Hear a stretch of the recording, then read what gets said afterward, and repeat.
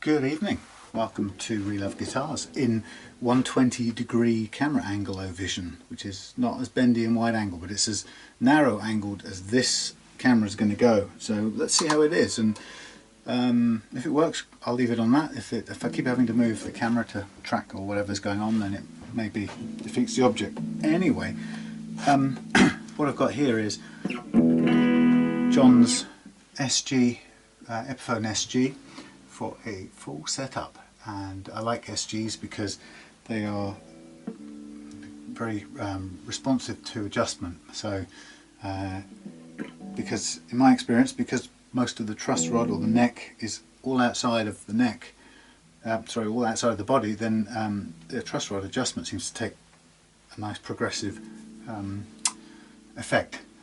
So it's always really easy to adjust and get down to a nice low action. So John brought this across to me today, and I just want to do a couple of things just to kind of point out, and for John's information really, or one of the things that he talked about was not being able to, the feeling of the guitar being out of tune on open chords, that sort of sound. So one of the things I wanted to show was, if you take a note and tune it with the default action pretty much as set, we play, there's an E, we play an F, which is a bit sharp of F, A sharp. You have to really hold it off to make it not go sharp.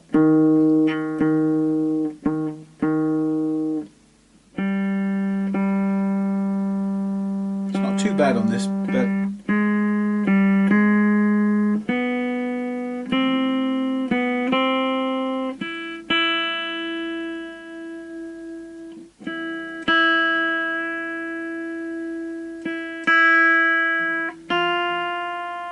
okay, not too bad actually. So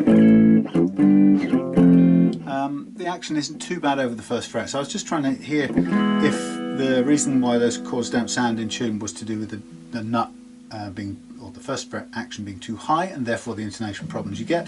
Not sure it is that, but having tuned that, let's see what happens when we give it a good old-fashioned pull. So we had an A,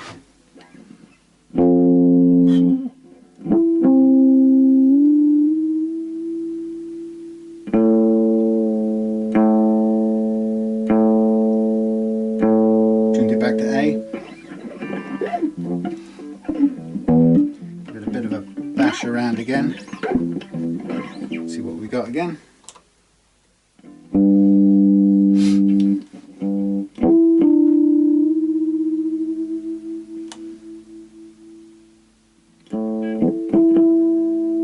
So this is the source of most of your problem, John. You know, however long these strings were on, you've got Wilkinson easy lock tuners on, which lock the strings in a sort of 90-degree. They go through and then back through on the two holes on the post, and they're pretty good, but they won't keep the thing in tune if it's got slack in the strings.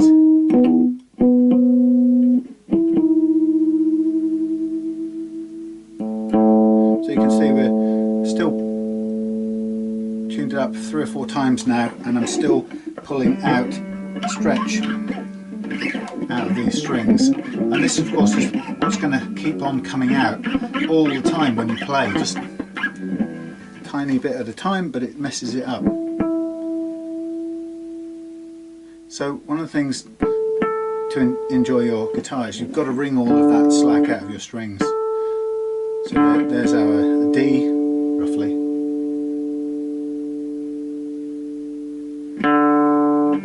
We'll do the same thing to it.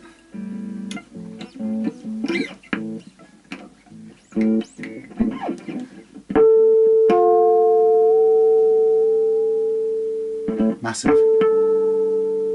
So that's just going to mess up the tuning all the time. So I don't need to go on any further, but can you imagine, I don't know how long you've had this strung up and ready to play, but if every time you even played a chord or plugged it in, pretty much, it went a little bit out of tune. you're just going to be constantly adjusting it. So when we come to the end and I put the strings on, you're going to see how much it takes to stretch out, and if you watch any of my other videos you'll see that too.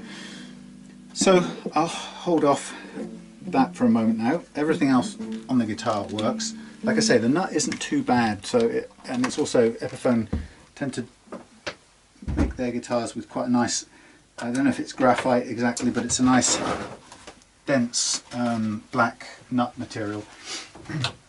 So I should have no problems with that. I shouldn't need to replace it.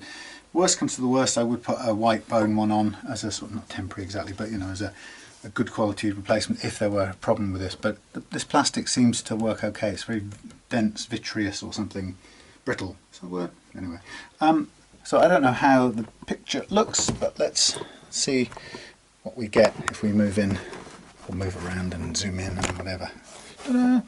Okay, so what am I going to do with this thing? Well, just in general, I'm going to do what I normally do first. I'm going to set the playing action nice and low. I'm going to set the last fret action low. I'm going to set the neck relief to a small amount but not much, and then I'm going to set the first fret action to a really low 0.3 millimeters over there. It's not far off actually, but it's a little bit, actually it's low, too low on that one, and it varies across there, let's put it that way. So if that is already too low, I may actually have to consider shimming this, or may have to do something, maybe a replacement, I don't know. But 3 points: last fret action, neck relief, first fret action. Sometimes people like to do it the other way around slightly, so they say, okay, my first fret action, no, my neck relief is the kind of basis for everything, so have a look at that first if you want. This is,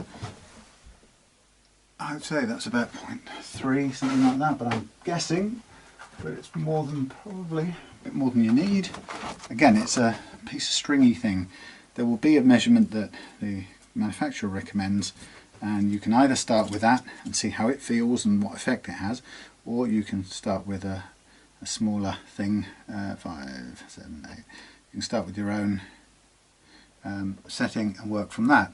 And I keep on repeating this endlessly, but it's so much better that you choose a setting and see what effect it has. Actually, this is quite high, this is about 0.5, so I'm going to take some of that out. It's better that you play around with it and see what it does than to sort of go religiously after a single value and sort of dial it in and stick to it and then never really find out what the difference might be. So just always recommend that you get that that experience, so that, you know, go one way, go the other. And it's the same with the truss rod now. You know, a lot of people are nervous about using the truss rod. I guess a lot of people think they'll mess up their guitar very quickly if they do it, and a lot of people might think, I've heard people afraid of breaking it as well, the truss rod and their guitar, and it's very, as far as I can see, it's very difficult to break a truss rod. It's a very chunky piece of steel, or two pieces of steel usually. It looks something like this. This is actually a base one, but anyway, now I don't know this not so wide angle lens. You've got a rod, which is covered in blue plastic here, but you've got a rod, and you've got a, welded to that, you've got a bar underneath, and they're separate pieces, but they sort of stick together at the ends. And the idea is that you turn you can screw up one end of the one end of the rod, and as you turn this, it brings this end of the bar inwards, but because it can't go anywhere, all it can then do is bend. So the tighter you make this, the further out the bar bends, and that's what counteracts the curvature in your neck. And the curvature, of course, is pulled by the load of the strings, which is pretty impressively big. So right now, that's too much relief for my likings. I'm going to get an Allen key and I'm going to counter it. Now this has got probably 10s on, so it's not going to be, I have to just do a little bit of kind of mental adjustment here, because I'm going to restring this later with hybrid 9s, so it's not going to have quite as much loading on the neck. So if it's if it's curved too much now, it's going to be curved a little less next time, but it will still maybe be at 0.5. It's still too much for my liking. So what I want to do is I want to tighten the truss rod to get it to flatten out a little bit. So I'm basically bending that bar inside the truss rod to counteract the curvature. Actually, it's the other way around. So yeah, I'm bending the bar to counter. So I'm bending one way to counter the natural pull upwards this way. I'm trying to think which way around it is. I can't envisage it, but anyway, it counteracts the string's pull. That's the important bit. So having made a little adjustment, I'm going to put the capo on, hold down the end for it, and just 5, 7, 8. Check it again, and I'm seeing whether I can get this under here without it moving. It's still quite a large amount. Again, it's come down a little bit, but I've got to remember that it will also reduce with the slightly reduced poundage. If I can just get the Allen key in. Okay. Now if you're doing this, and let's say sometimes there's a case that the truss rod might, or the neck may take longer to respond to the adjustment, and you carry on now thinking you've got the right amount, and then later on it turns out to be too flat, you can always readjust it later on. Now this is taking it down quite a bit now. I'll leave it right there. And I'll keep an eye on it just over the next 10 minutes or so, and if it does continue to adjust, then I'll know I need to slack it off again. Right, so now what we've got, and I always recommend, oh no, I don't always recommend, I do recommend now that once you've set the truss rod the way you want, it changes how the guitar feels to play. And first of all, if the neck is flatter underneath the strings, the action here will seem suddenly less than it was before. But flattening the neck kind of only reduces the action most in the middle, or the centre point of the neck, really, centre point of the curving truss rod. So if you flatten it out, you'll notice the action changing most here. Of course, it is also changing here, but by a smaller amount. That's also changed the tuning a little bit, so we can. I haven't got any strung instruments, so we can take a note. I want to keep this thing to pitch as much as I can.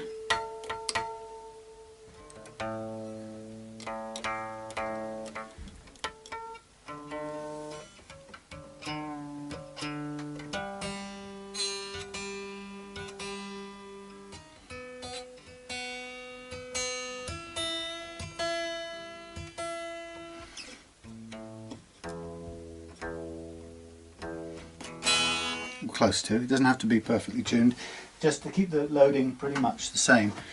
Okay, so now we've got the other two parts to do. We want to set the action down at this end. I want to set the playing action. Now what I am going to use is just have a quick look here. It says moving the camera constantly now because it's a narrow focus, narrow field of vision. So I want I'm going to aim for a 1mm playing action, because I know that SGs typically can do it, and John had to play on my orange one in the house and he liked the action on that. Now just see if I can see, it is 2.5, it's dead on 2, so we can take it down. It's on 2 and I'm going to want it at 1. Where is the around, loses, can't see anything, there it is, wrong glasses to be looking for things. Okay, so I'm going to do up, screw in the Tune-o-matic bridge here, and do it on both sides. I'll put it down to the same visual amount to begin with and see what we've got. So I've got 1.6 there, wow, nothing there. 0.75. So what did I say there? 1.6 there. So down a bit on there, up a bit on here. Let's see what we now have. 1.2. 1. Okay, that's good. Work with that. Now what we'd expect, and I think this is what John said he found before, is now when he comes to play at a low action,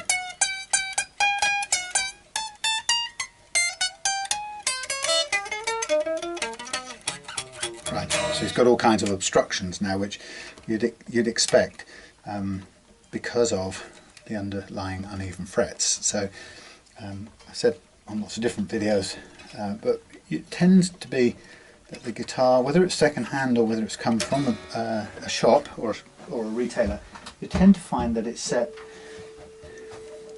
as low as it can go, and before the frets start getting in the way.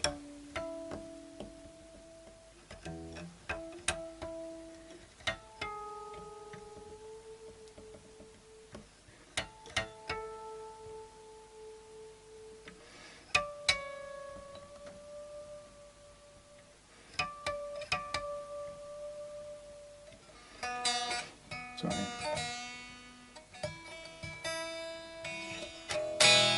Okay, so that's our playing action at the bridge end, or the last fret as I like to call it.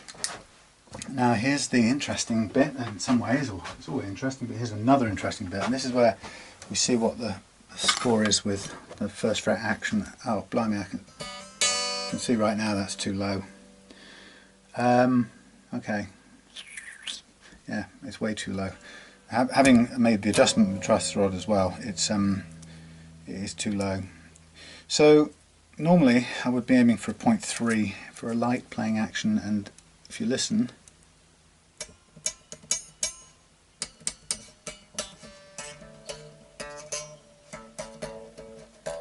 yeah, it's too low, too low. It's so low that in fact it's probably less even than 1.5, sorry, 0.15. Yeah, it's no good. That is below below 1/10 of a millimeter. And the problem with that is that it's lower than even I would go. It's at the same action there as you would get from playing with a capo anywhere else on the neck, and for start out, for me, that's too low. It's funny because most guitars come with an action anything between 0.7 and 1 millimeter, whereas this has come with an action of 0.1 or less. So we need to either shim this, or we need to replace it with a bone nut. And I'm just going to have a look first of all what it's made of, how it feels when it comes off. So I'm using Chris Barker's tapping tools just to loosen this, I should say. Hoping to loosen it. Yeah, eventually. It's stuck in with glue, so it's always going to come out. It's going to want to pull something out with it, whether it's a bit of glue grime, yeah, or a little bit of wood on the bottom, but that's not too bad actually. So it's like I say, it's a nice vitreous plastic. Could well be graphite, but it is too low. Now the alternative is we use the same nut because it's the right colour, and we shim it, which means, oh my tennis elbow. The first thing I've got to do is just flatten off the bottom because it does have some crud on it. While I'm doing that, then I can just gently clean the slot there as well, so we've got sort of a nice starting point. So that's nice and clean. I'd be interested, I didn't ask John at the time, I know that he did some initial experimenting with setup, but I don't know whether he did any, I would doubt that he did any filing adjustment on that there nut, because that seems that would be a bit of an adventurous step for a newcomer. So what I'm going to just look for right now is a piece of black plastic that we can do this with. It's quite thick, but it will do. Being black, that's also quite thick. Bear with me. It's very thick. Everything is thick. maybe I do. No, copper has to do. Here's a thin piece of plastic. Rustle, rustle, rustle, clank, bang, wallop. Okay, so what I've got here is I've got a little piece of plastic, nice and dark, and it's coming in at roughly, I think it's about 3.3 of a millimetre. Ooh, it's more than that, it's 0.7, that's good. Okay, so 0.7 is going to give me quite a good lift if I use this. What I'm also going to do is I'm just going to pull these strings over the top of the other pegs, just get them a bit out of the way for a second. These strings are what I would call sacrificial strings, so they're, as soon as I've done the setup, they get thrown away. So they don't need to do anything other than help us get the setup done. So what I use here is I'm going to use a sanding piece of sticky back? No, what do you call it? Sandpaper, stuck on, self-adhesive sandpaper. Now there's a little piece of chipped off piece there that I could try and stick back on, but it would actually get messier, so what I would do at the end is I'll just dab a piece of glue in there, but there's no real way around it. It's one of those casualties of taking the nut off, I'm afraid. So we can put a bit of lacquer, black lacquer. Right, so that's just cleaned out the bottom of the slot, and we just double check. This is a little bit of a better fit now actually, because we've taken some of the little bit of the excess off it. So what I do now is I'm going to cut me as flat a piece of shim as I possibly can. May well be smarter to use the blade to do this, but you just cut a piece off to begin with.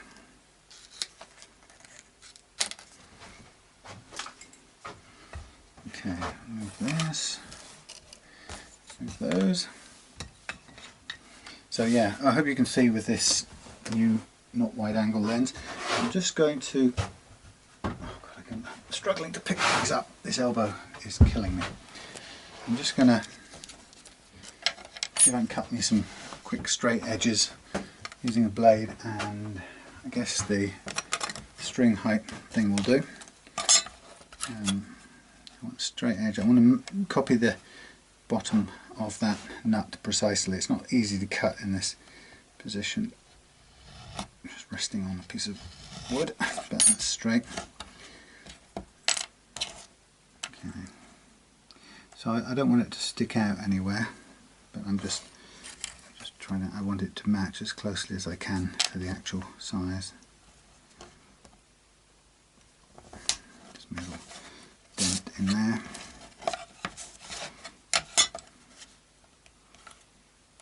Line it back up and give me a straight line. Every now and then some strings unwind or uncoil spontaneously, and it can be quite disconcerting in the shed. Okay, a little feel, that's pretty spot on. Now the only thing to do now is get it the same lengthwise.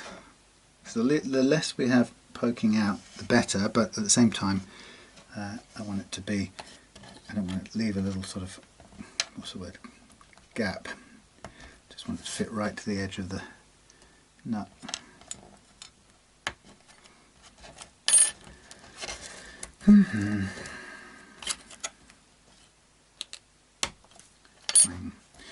Okay, so my little pony, my little bit of shim, and is it, just a quick check, is it sticking out at all? Well, we could say a fraction on the corners, but I'll just tend to that very quickly. This round bit off, but it makes it a bit furry.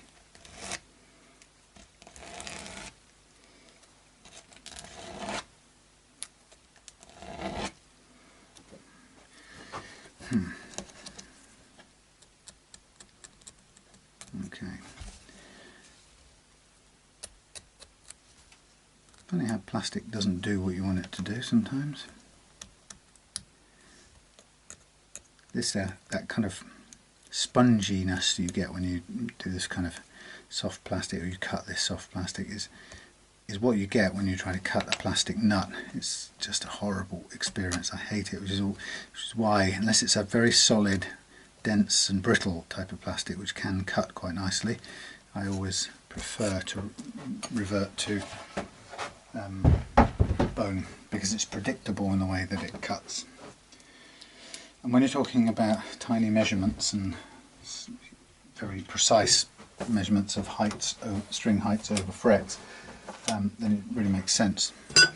Okay, so I've got my shim and my nut there, and that shim being 0.7 is big enough to lift the low ones right out of the treble zone. Now I'm just looking, it just feels a fraction too big, ow, to go into the slot, so I'm just going to take a tiny bit off the side if I can. Hard substance to work, this soft plastic. See if that works, just a quick test. Okay, that sits in. So a little bit of care and time invested there, and clean up the edges so it doesn't stick any fluffy bits out. A bit of time and care taken here just makes things work a little bit better when you come to put it together. So the thing about shimming, as a general rule, is what you on an acoustic guitar, I think it's really important that your strings transfer their energy down to the soundboard through the nut and the saddle.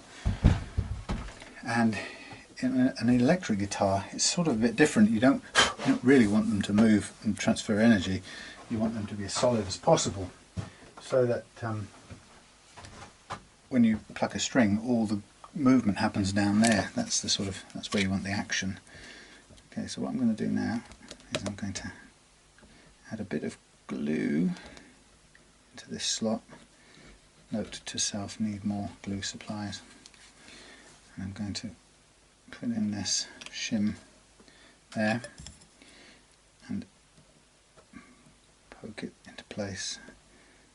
It's quite a tight fit, so I really want to make sure it's definitely in. We're not going to end up with anything standing miles proud. Push it into place.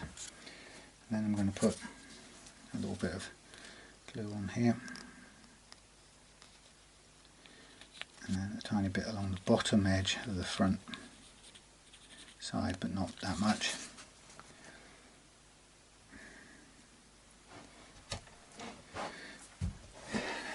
And then get the strings out of the way and just lower that back into place.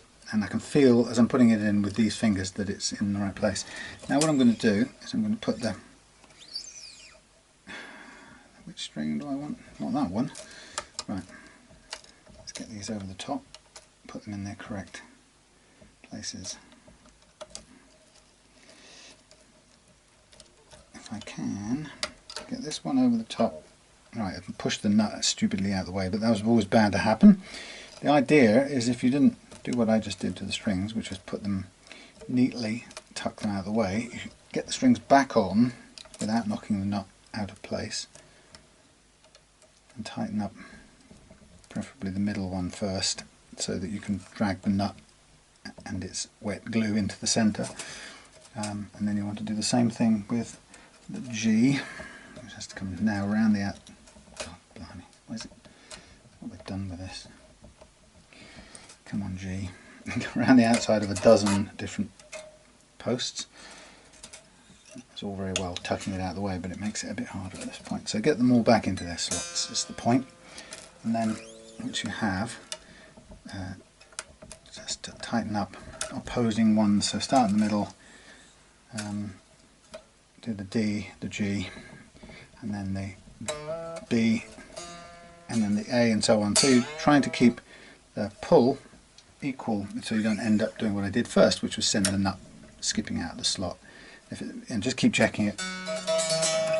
with your finger here. Now this has got a little bit of glue sticking up there, which I will take care of if I need to afterwards with a bit of tissue paper and some debonder, but right now I'm kind of more concerned that while it's wet, it sits in the correct place. Now I've just given it a little push to move it because its position wasn't that great first time round, judging by this. The alignment of the neck isn't perfect on this guitar, so I'm just giving it a little help by shoving the nut a tiny bit towards the camera, which means that even though there's still a little bit too much room on the treble string right down here, or it's a little bit unequal, it's less unequal than it would be if I left this nut on dead center where it's trying to be.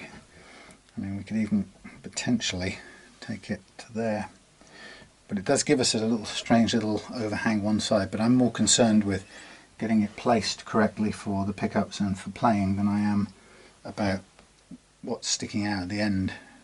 If that's a kind of problem with the cut of the nut from the manufacturer, that's a separate issue, and we either fill this in, rub that down and fill that in, or we change the nut altogether. But right now, as I say, my biggest interest is getting this aligned down the neck so that it plays. Given that I can't make any adjustments side to side on the bridge, the only correction I can make is here, and I'll worry about the overhang later. This positioning is the most important thing.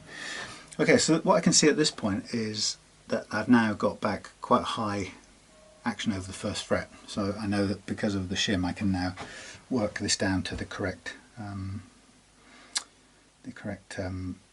first fret action that I wanted all along. And looking at it from the side, it still looks like a reasonable fit. It doesn't. Somebody's already filed the end of this by hand, which is interesting. I don't know whether it's somebody's changed the nut at some point, but it's been shaped. The edges have been shaped. Anyway,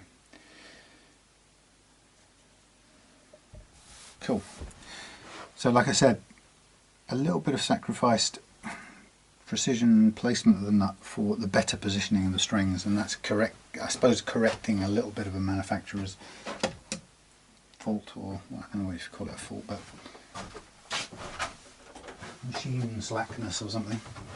Anyway, so I want that to dry in place, and what I'll do is I'll select myself some files, and I'm going to use these hybrid 9s in the final countdown, and I'm going to always go bigger than those for the gauge that I want. So in my world, oh, by the way, I heard when I was tuning up earlier on, John, I heard pinging from here as well, which will also be one of the causes of your tuning instability. So if this top E is a 9, I'm going for a 13 because I want roomier slots. So the next one is 11, so I'm going to go 16. Next one is 16, so I'm going to go, I have to go quite a bit over for that one, to 24, which isn't going to hurt. So you can see I'm going up in every case, but you'd be really surprised, even with this oversize, you still have the chance of getting some pinging nut slots. So 26, 32 will be good. Yeah, so you still, even with oversized slots, you still get pinging. 36 to 42. There go the strings again. And then 46 to 48, which is not that much of a difference. Yeah, amazing. So I found that out the hard way after I'd gone and bought, believing the mythology that I had to buy a set to perfectly match the gauge of strings I was using, and I wondered why every time I used a 9 set to put on 9 strings they all stuck in the slot and the tuning wouldn't stabilise, until I discovered that doing it at the same gauge is just asking for trouble. So I'm going to go for 0.3, just check my filthy old thingy key, 0.3, and I'm going to trust that the glue's gone off on here right now. And what I do, I'm going to put these into tune again, which I need to do as close as I can get anyway.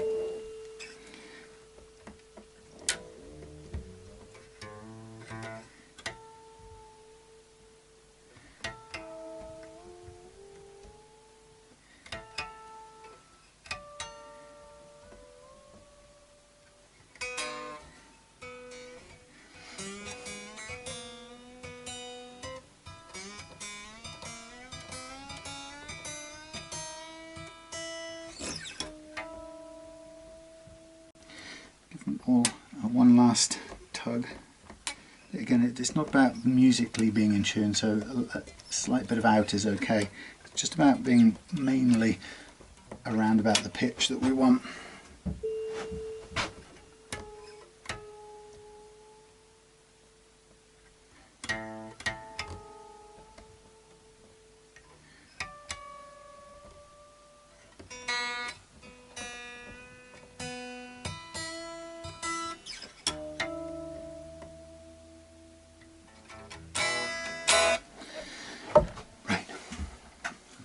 So now I'm going to slack off the E and the A. I'm going to do check the height of the slot, the D. You can see, and I'm going to get my D, which is 32, and I'm going to cut into this. No, not that one. I'll cut into the D.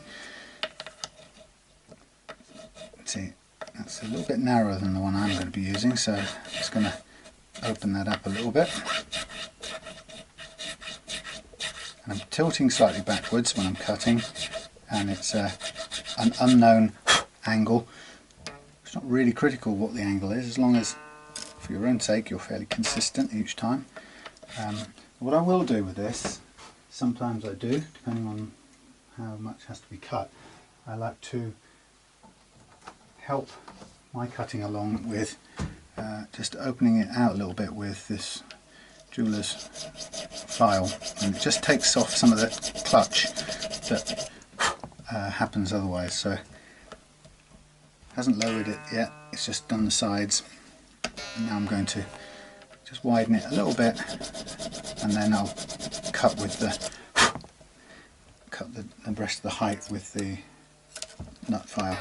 In my video, the videos accompanying my ebook, I show how to do the whole of the operation with the file, the cheap file, which is great. You don't have to buy the expensive nut files like I did.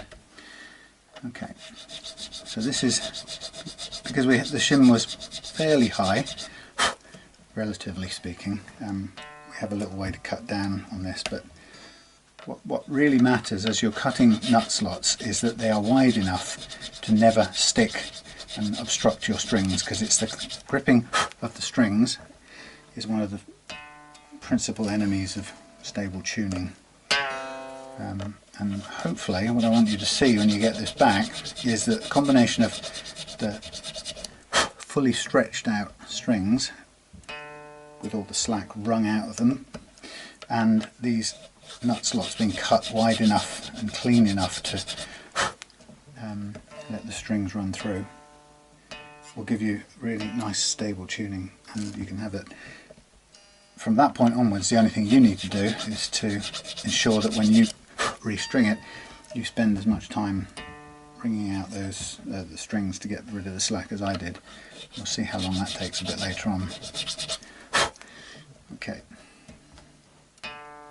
There we are, just on the mark. Now, those observant people amongst us will notice that that's quite a deep slot, but because it's slightly V-shaped, it doesn't have any problem, it's not clutching at the string or trapping it.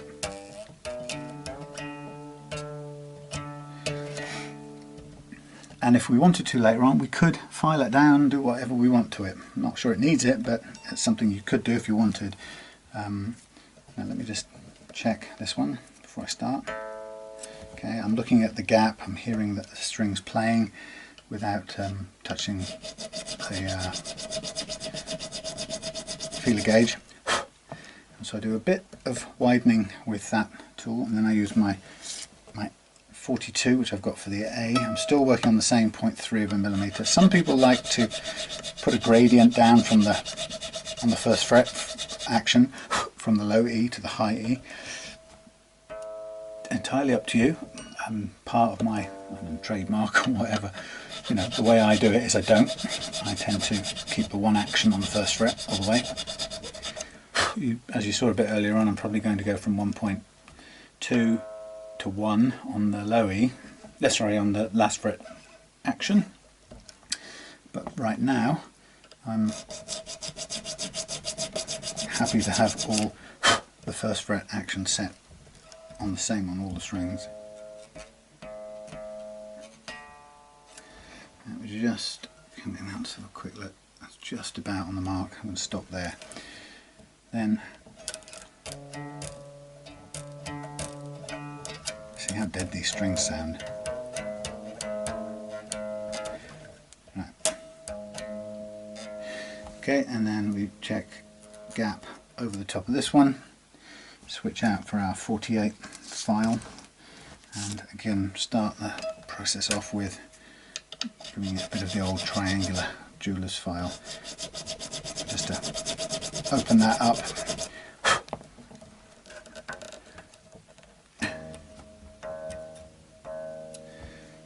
Now this is where sometimes, I'm not sure if I've got them handy, but having a little piece of string to hand, which I never believe I'll have,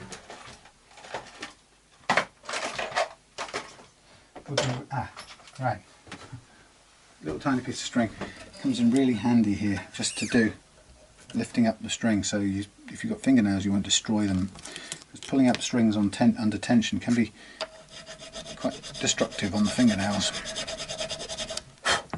And then you can just pull it up and drop it in. Test the action. Still playing, more to go. So we do this then for these three strings, and as the bottom three first, and then we switch over and do the top three. And you have to kind of reset as you switch over, because they cut differently, the tops and the bottoms, and you can, if you're not observant, you can find yourself overcutting on the top three if you sort of try and use the same amount of force as you did on the bottom three.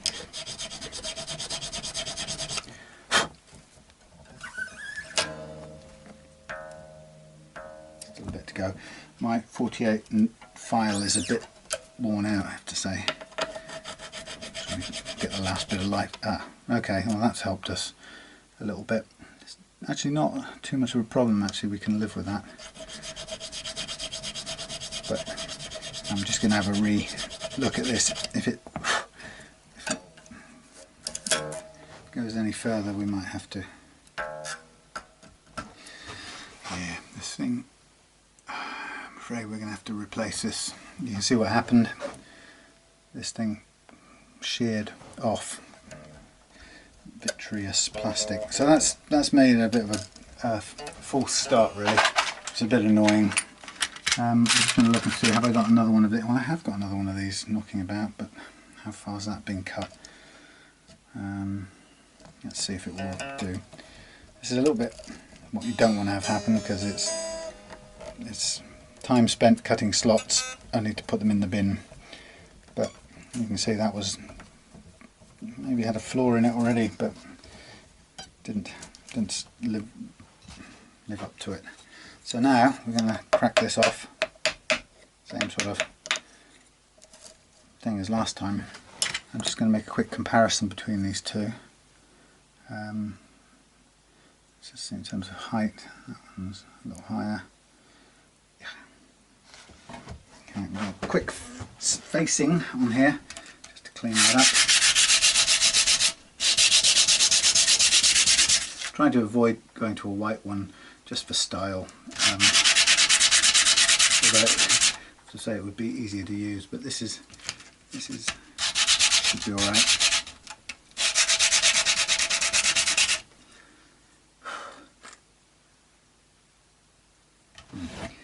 Ow!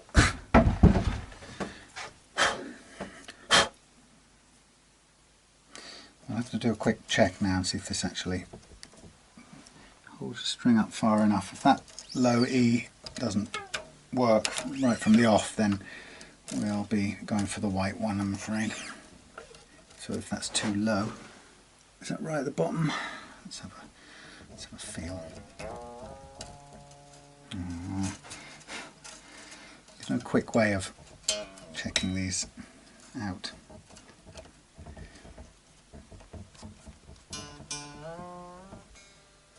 Right, I'm just sort of trying to balance where they hold for a second. I can put some weight on them, force.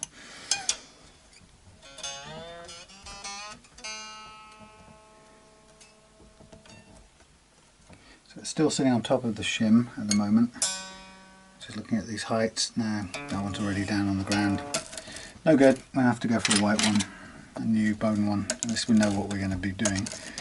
Sorry, Epi. Tried to rescue you. So just to recap there, John, the nut was already cut too low, so we had to try and shim it.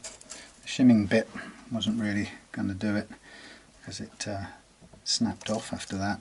I'm going to keep with the shim actually, because looking at this, I think, well, let's have a quick look without it. We still have time to wheel it out. If it works without it, probably better. Yeah, just okay. Press it in. It's a nice fit, that's for sure.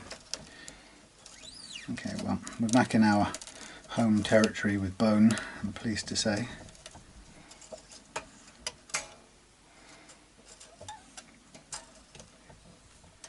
Okay, so do up the middles.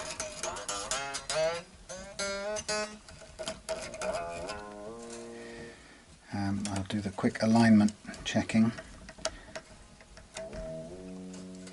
Make sure that we're going down the neck in as good a line as we can get. These are pretty low, but they're just about enough to start with. Let's just check this for height. See, without the shim, that's coming in at point, let's see, is it going to be 2.5?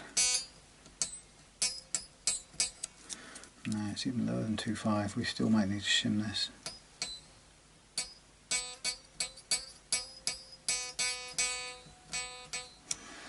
0.25.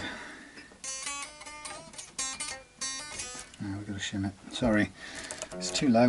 So looks like, I have a feeling, judging by this, to put a brand new bone nut in and for it to drop out of sight like that, I did give a little bit of sanding at the bottom, but only enough to just take away the bits of crunchy glue. For a new bone nut to drop into the slot like that tells me that this nut slot feels to me like it was cut too deep in the first place. That's why we're having to struggle a little bit. So now I'll tip this upside down for a bit. Let's just press this in here to begin with and push down the shim and get that under load while I get the glue to come down its container to the bottom. It'll all be worth it, I promise you. So this is just loading the nut for a minute and checking the heights of everything. So we've got enough height there to begin with. Good old strings are performing and you haven't yet fallen off.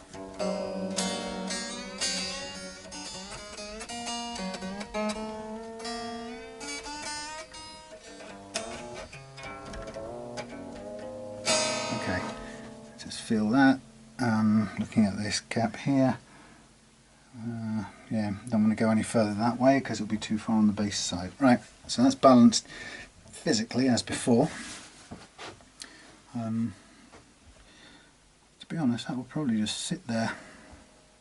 There we go. Right, we're back to square one with the nut slots again. So 32, 42, 48. Let's get these off. Let's do that little bit of glue. That's if it moves at all. If it's stuck already with a bit of old glue from the wall of the slot, then you might be alright. Yeah, let's go with that. Don't really want to glue if we don't have to. If it stays in place with the glue that's already there, that's absolutely fine. The less trouble we make for a later removal is also good.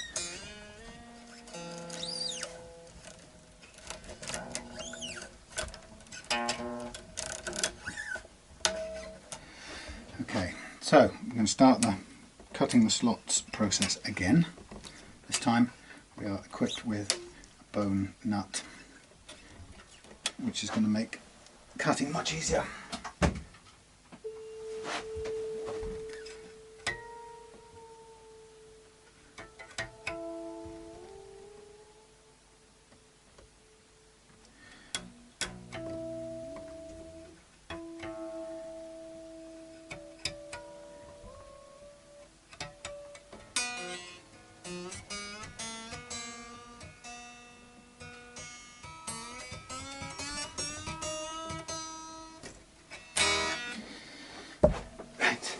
Beginning, same set of files, same, this time we're going back to the 0.3.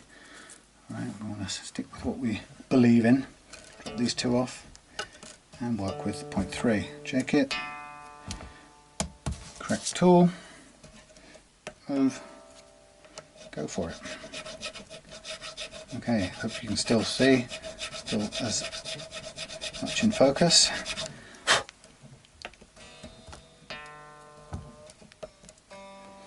A little bit of string there, still come in handy.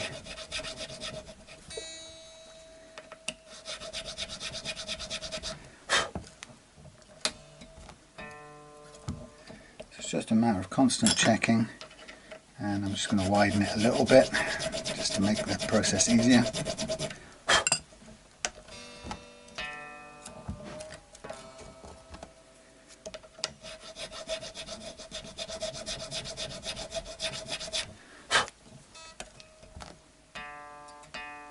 Okay, very close now.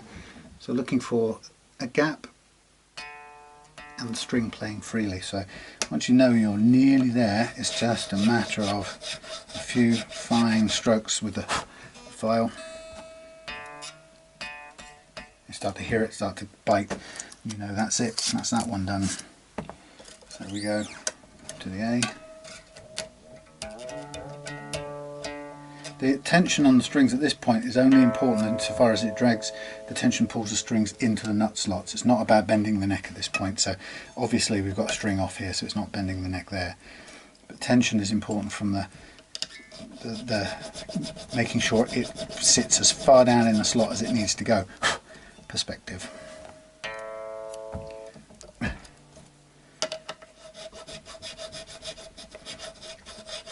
So I reckon I probably follow a 5-degree angle backwards, but it'll vary, you know, only by a tiny amount, because the more you do something, the more of a consistent, you know, the more consistency you have about it, about the way you do it.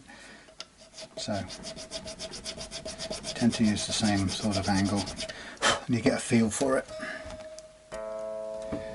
and so on and so on.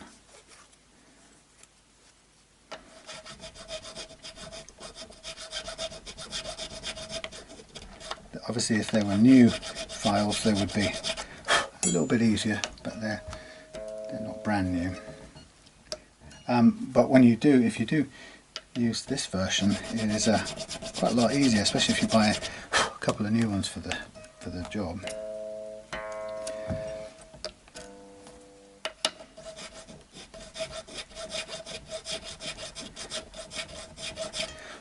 So remember, I'm going to put a tiny little bit of black paint. Alright, now we are coming a little bit of air still under there, but we're near to the mark, so this is where I'm being very careful with the cutting. Don't want to push too hard on anything. Still space, but getting there.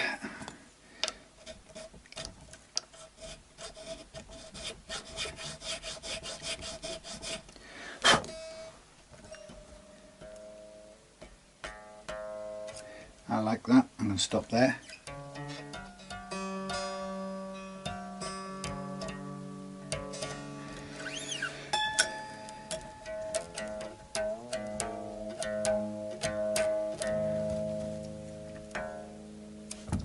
Okay.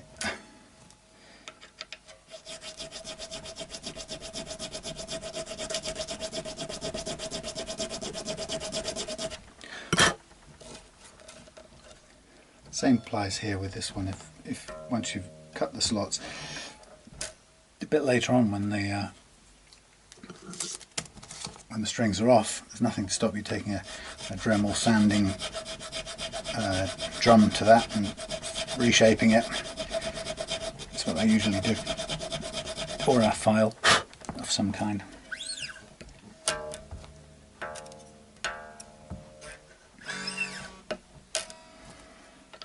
It can feel quite a slow process on the big strings here because you are cutting quite a big notch down in here. Hence, the didn't like it on that brittle plastic. Just gave up.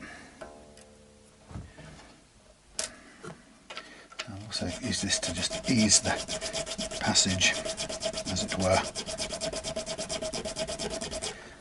Just make as little squeezing as possible. Right, nearly there for this one.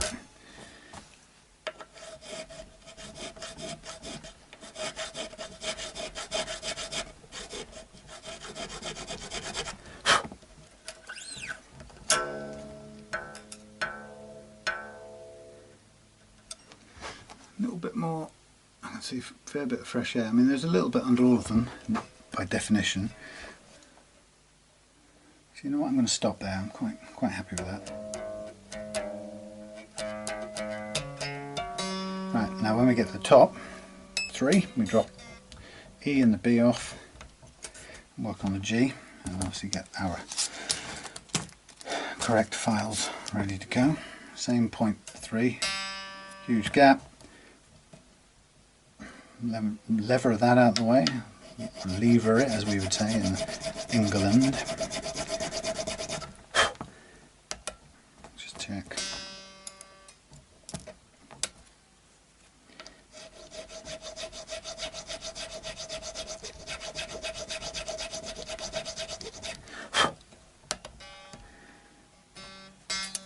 Now I can see the gap is still there, but I kind of tend to check it out of habit. Just so that I never get into the bad habit of not checking and assuming I've got it right. Because there's nothing worse than, and it does happen, but there's nothing worse than getting 5 of these done and the time you've seen it take already, and then kind of overcutting the last one because you assumed or it wasn't up to tension, and when you finally tensioned it, it just popped through to the bottom of the slot which you'd overcut. This is really annoying. But there are some get out of jail frees you can use. Many of you will know of the bicarbonate of soda and superglue trick. That's not a trick, it's just a rescue remedy. You can fill out the overcut slot and start again. Saves you having to pull the whole nut out or shim the whole thing and recut everything. You can just focus on filling and drilling, filling and cutting. That's pretty close actually. Do one more little tiny whiz down there.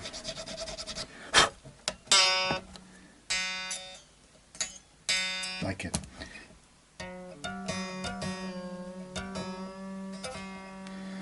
Okay, 2 more. Get the B in.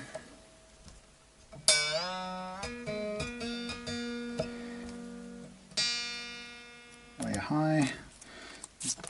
B file. Start, make a notch. I mean, doing the notch here takes, sort of does some of the cutting work that you'd otherwise be doing with a very thin file, and creating a long, a deep, straight slot actually can be difficult to cut because the file tends to end up gripping and getting stuck in there like a saw in wet wood. So having the notch there as a starter, I find more and more I use that as a beginning point. It just gets me going and actually keeps the file moving freely. You just have to get the basically it's a matter of experience and practice to know how not to overcut with the V file if you're going to switch to using the proper nut files. Like I said, in the ebook I've just made, it shows you how to do the whole thing just with those cheap jeweler files, which, given that these here cost £50 a set compared to about 80p for the diamond coated jeweller's file. It means it puts setting up your guitar, you know, into the financial reach of most people. Okay, I'm stopping there. That's perfect.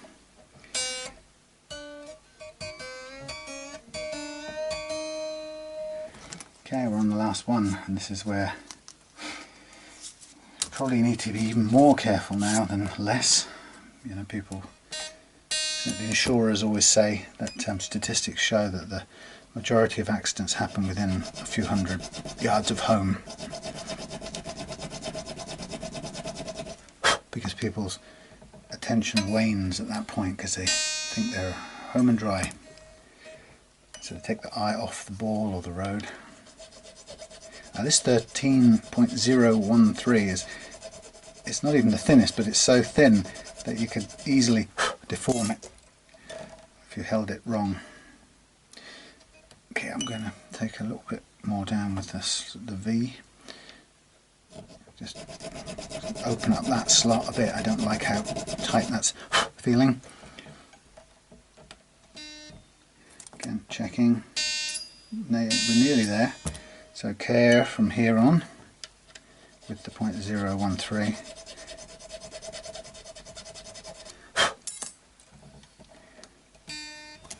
Still high, but not far.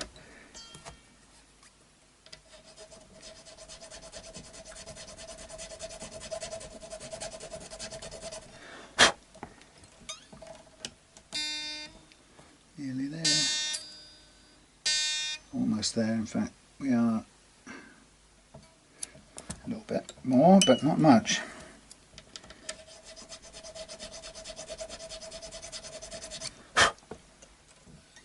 Like I said, it's around that point you just have to start trusting to your experience. And you know, you will, when you start doing this, you will overcut some. And then sometimes you have the luxury of saying, okay, well that was all 3, and that last one now is 0.25. Heck, I'll go and make all the others 0.25, and you can do that if you want.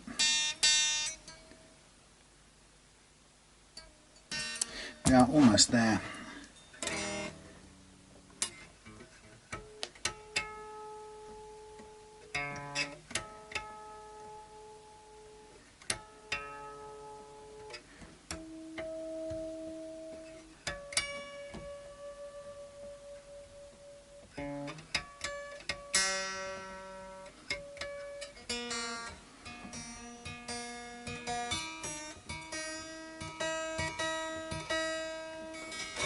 Right, so at this point in the game we're done with the slot heights and therefore the string heights, and we've gauged it, we've cut them and used the first fret action as our gauge. Right, so I haven't measured the slot heights, I've just used the first fret action. So what we've got now is we've got a neck with less relief in it, we've got a much lower action up here, and we've got a low action up here, but actually it was probably a little higher than in some places than previously, but it's now consistent.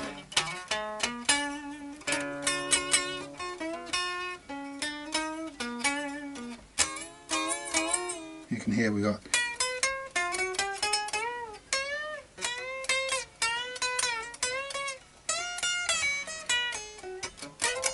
not too bad, but we've got some choking, buzzing notes. So now we've got the action that we want, and the next step of the next part of the process is to make the neck conform with that action, and that's what's good about this setup that I do, is that we're constantly choosing the action we want instead of having that dictated to us by the underlying frets, which is how most second-hand guitars will be when you get them. They'll be as low as they can go before the frets get in the way and spoil the game. So having done this, we're now ready to level the frets. So I'm just going to check my time. Okay, we're going to go for a little bit longer, but we're not going to do all of this tonight. So next stage in this process is drop off the strings again. Poor old strings are hopefully going to hold out. Now at this point you can see that the fingerboard is in pretty good condition. It's dirty a bit, it's been played a lot. So we can, a bit later on, once we've done with the fret leveling and everything's mucky, it'll be a good opportunity then to clean it all up, do that little touch up of paint there. Most of it will be hidden by the cover, but we'll cover up that little bit. So we get a chance to clean the neck, but we won't do it yet. Also clean everything else, like these pickups here are mucky, but they should shine up really well.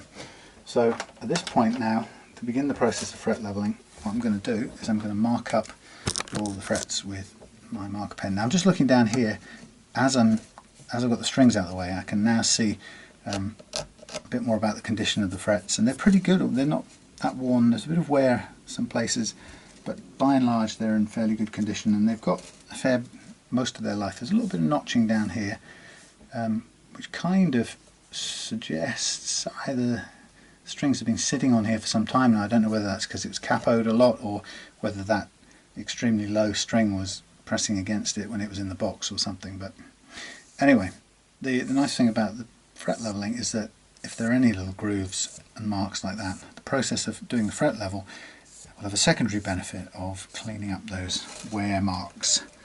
And sometimes that might be the only reason you're doing it. You may have perfectly level frets, or it may play at an action that you've chosen that you're happy with without any uneven frets poking through, but you still go ahead and do a light fret leveling because you want to clean up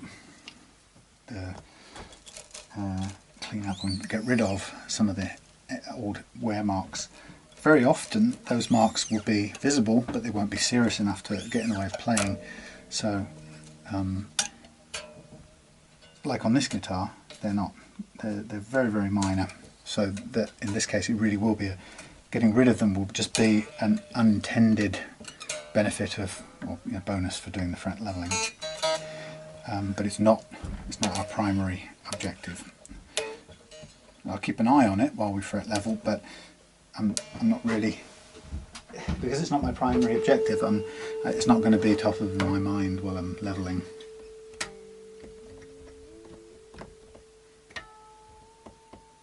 Top of my mind will be making sure all the frets play cleanly and hopefully, ideally, bend cleanly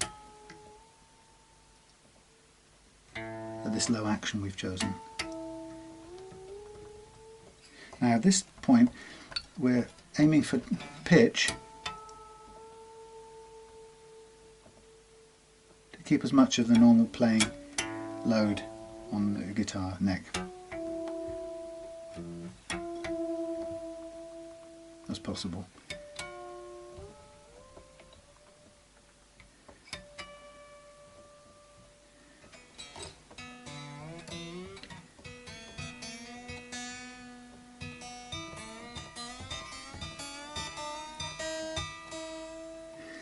Any of you who've seen me do this before will know that what we're getting lined up to do is to level the frets with the neck slightly curved and with the strings on with their full load working on the neck, compressing the neck.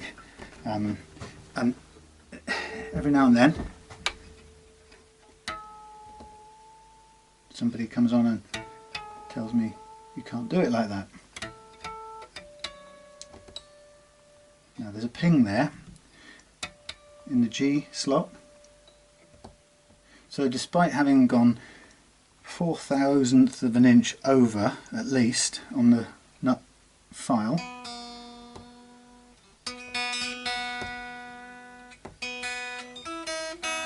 of our intended gauge that we're going to use,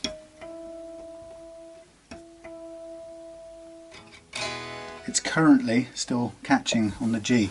Now it might not be the case when we switch to the hybrid 9s, but it currently is. But I'm going to keep an eye on that so I can make a mental note that the G is sticking, but nothing else so far. But we've got plenty of time later on to keep more of an eye out for which of those slots make a pinging noise.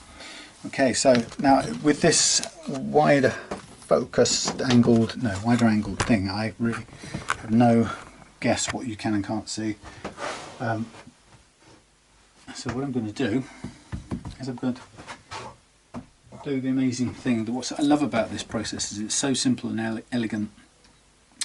I'm going to bend our file, which is a truss rod with some sandpaper.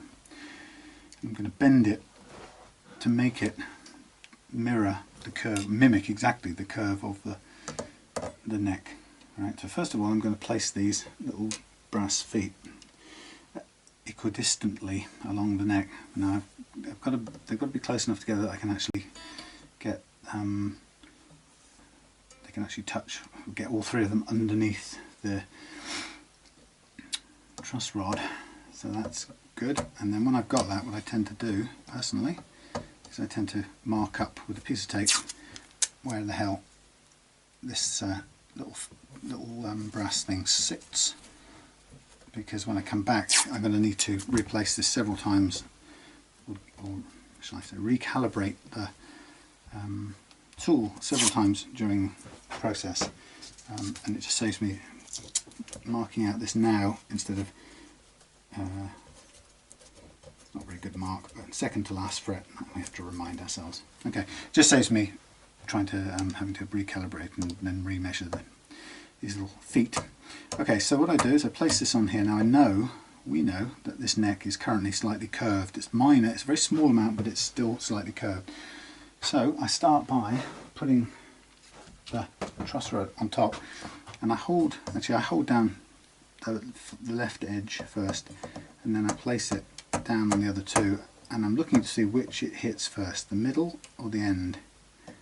And if I slack it off and let it kind of relax and do that again, place it down, you may be able to see that it's hitting the far right first and it's missing the middle one. So it's not curved enough, so I put a little bit of bend into it and it's still not curved. Then by virtue of this thing not being very grippy, I probably have to do a little bit of a turn with an Allen key, but it's very, very minor.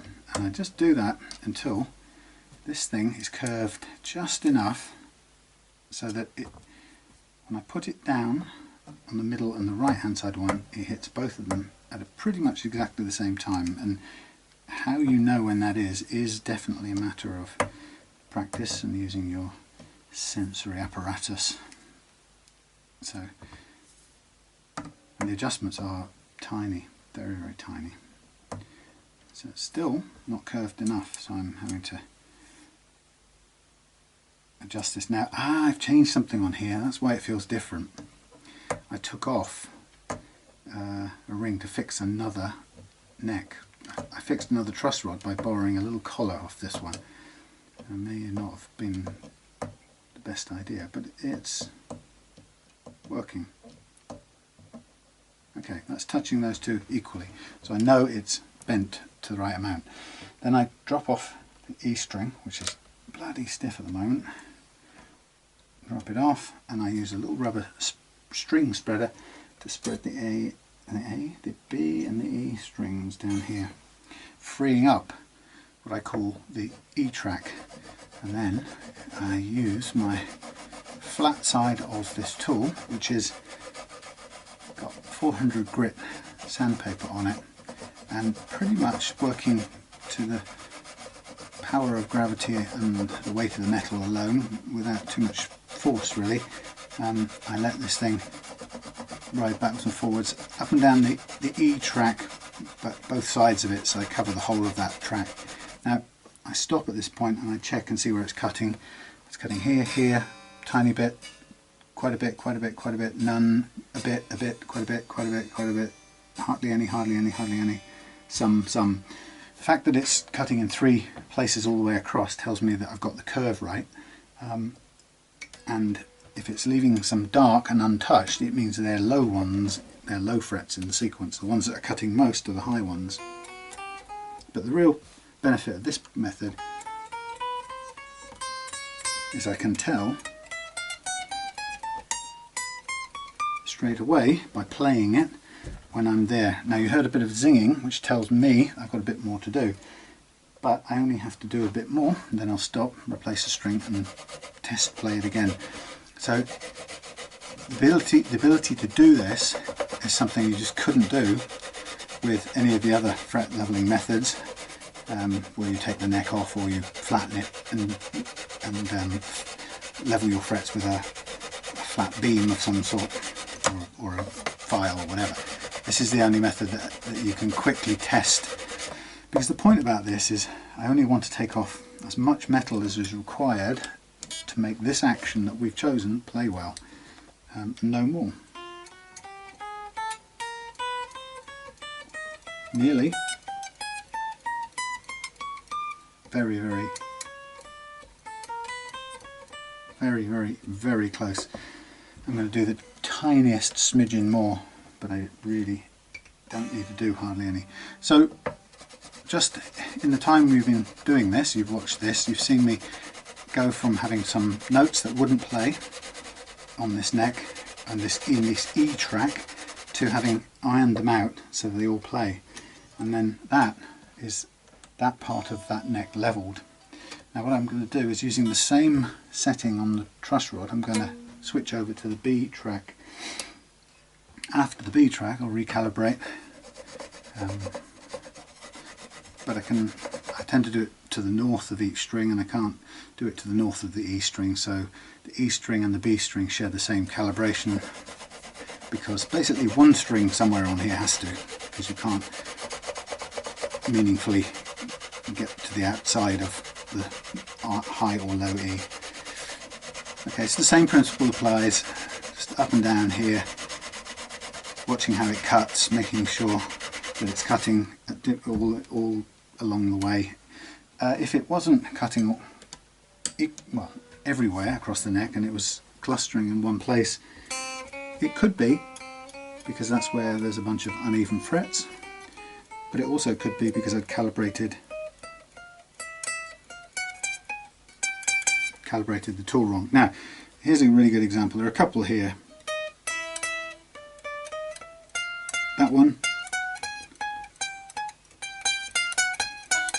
those three there. You can hear them not playing, so just want you to listen out to how cool this is, that as we use this process we will get rid of that problem, and that's as accurate and as precise as you're ever going to get, given that we're working with an action of around about a millimetre on the last fret here. It's very, very low indeed.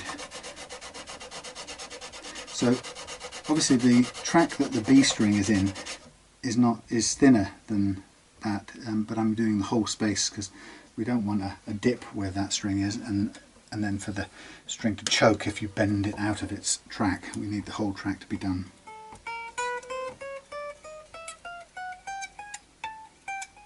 Gone. Tiny hint of it there, but almost gone, as you can hear. So that's how cool this is. So you know, as you're doing this, you know that with a little tiny bit more work here, you're going to be able to move on to the next one, and this will be ready to polish up, reprofile, that means to reshape the frets, and then move on. So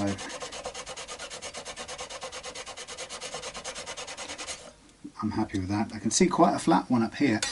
I don't know how well. Oh, my arm! This one here, pretty flat, but that was a problem fret. That was one of the ones that will be messing up John's ability to have a low action. There could be any number of reasons why it's high. Now, at this point, once I put the B string back in, I'm going to now replace these where the markers tell me, and this time between the B and the G, and I'm going to recalibrate for what I call the G slot. So now this time it needs a bit of more curvature on it, and it's possible that happens that the curvature, the relief in the neck, believe it or not, changes minutely as you go across the radius. And you can see this one isn't even touching the middle at all, so to make this follow the neck curve I have to do quite a bit more pulling. Now it is feeling different, this tool, for me right now, and the reason I'm taking longer to reach the thing is because I've taken that one piece out of it and it's not behaving quite the way I've been used to all these years and months. But that is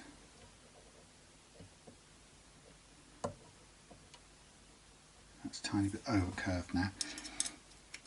So yeah, I've just changed how easy it is and I like this tool because it was particularly suited, so I may have to get another replacement piece to rectify it, but it's still doable and just takes me a little bit longer to get to the setting I want.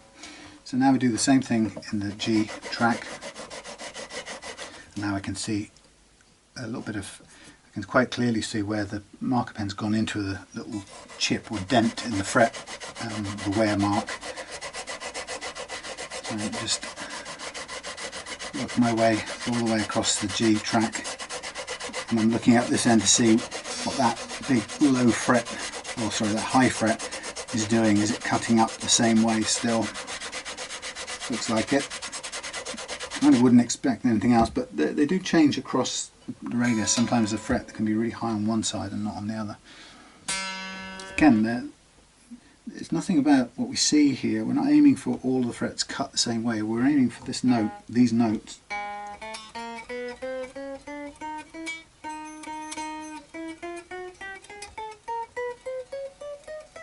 Great, except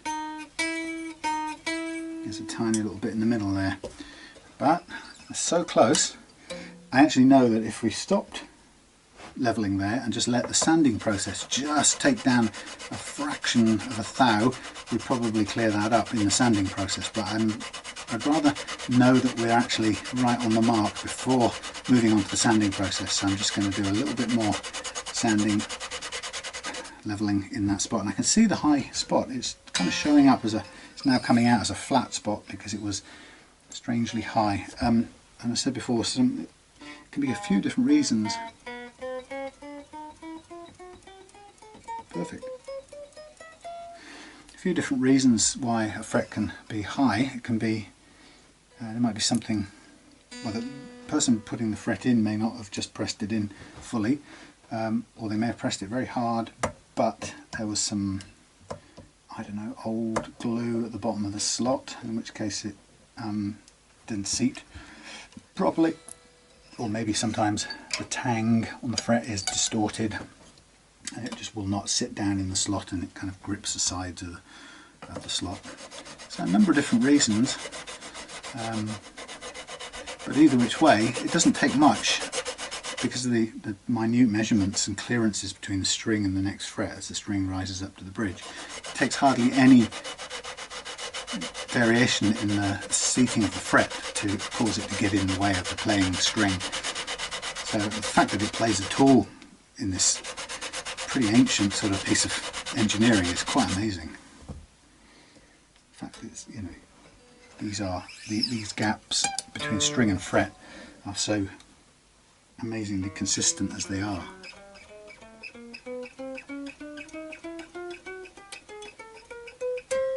Brilliant.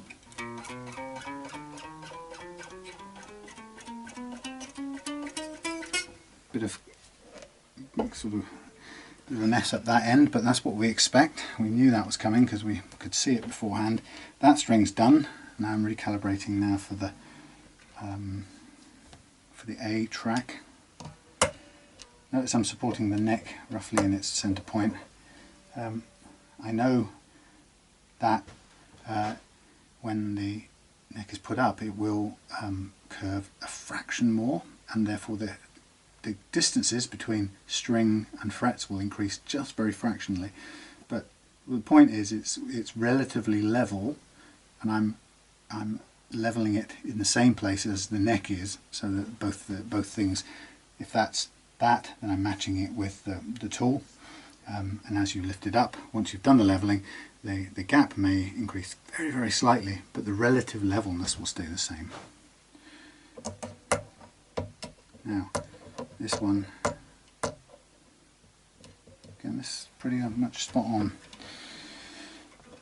Okay, it's all looking good, so we'll be through this process very soon. And in a way, this is the real precision part of the whole thing. This is what makes the magic happen in the setup, really. I mean, the first fret action is probably the biggest impact of all, but in a way it's this miraculous little principle of physics going on here that makes the thing, makes the action lower that you want and that everybody other than Ohm wants. I remember we had a bit of a cloggy sort of problem up here. Let's see if I can see that second to last fret cutting up quite well. So let's see how muddy it is up here now.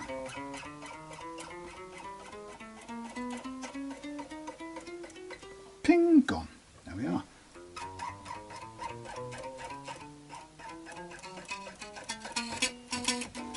Okay, you can hear it with your own ears.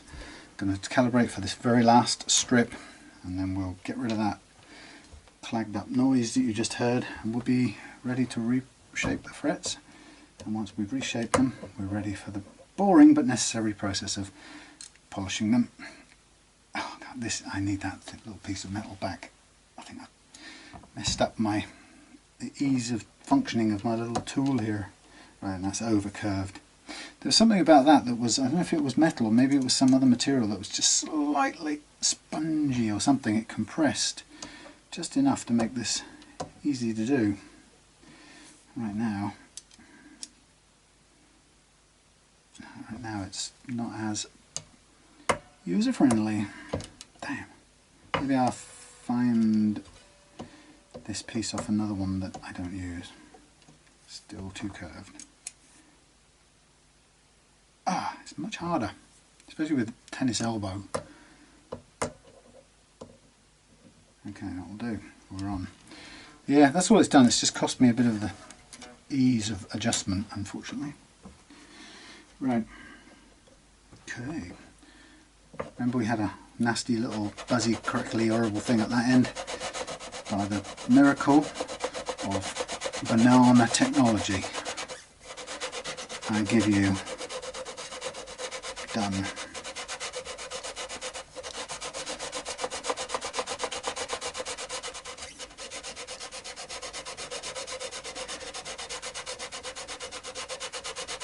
This truss rod is just slightly shorter than the fretboard is, and I did go and try the longer ones. I did get a longer one and try it, even bought the base one to try, but none of them, and this one's way high, none of them had the adjustability and the relative stiffness of that one, which is really quite important. When you're pressing or when you're using it, you don't want it to flex too much, and it's just a case of trial and error to find one that retains its rigidity, a combination of rigidity and adjustability. Tiny bit, you know, look at that action, there's nothing there, but ever the perfectionist, why not? Goes back in, concentrates on that end, and get rid of that, right down on that bit there. It's interesting, people, I've said this loads of times, but I've often been asked about this drop off, fall away thing that some people, I don't think it's on SGs people do it, but on Les Paul copies, or Les Pauls and Les Paul copies, they do this thing where they sand back the frets from a certain point, like a 13th fret, right the way backwards in slope, so that the rather shelf-like bit of the Les Paul doesn't get in the way. And actually what I found is there's something about this process that means I never have to take that into consideration. Now I'm going to give you a close-up, if I can. Look at this fella here. John, that was one of your biggest problems was this one, and we've taken this one down. I mean, we've done it a bit to all the others that were in the way, to different degrees, but that one was your major pain, stopping you getting a nice action. Well, the principal culprit. Right.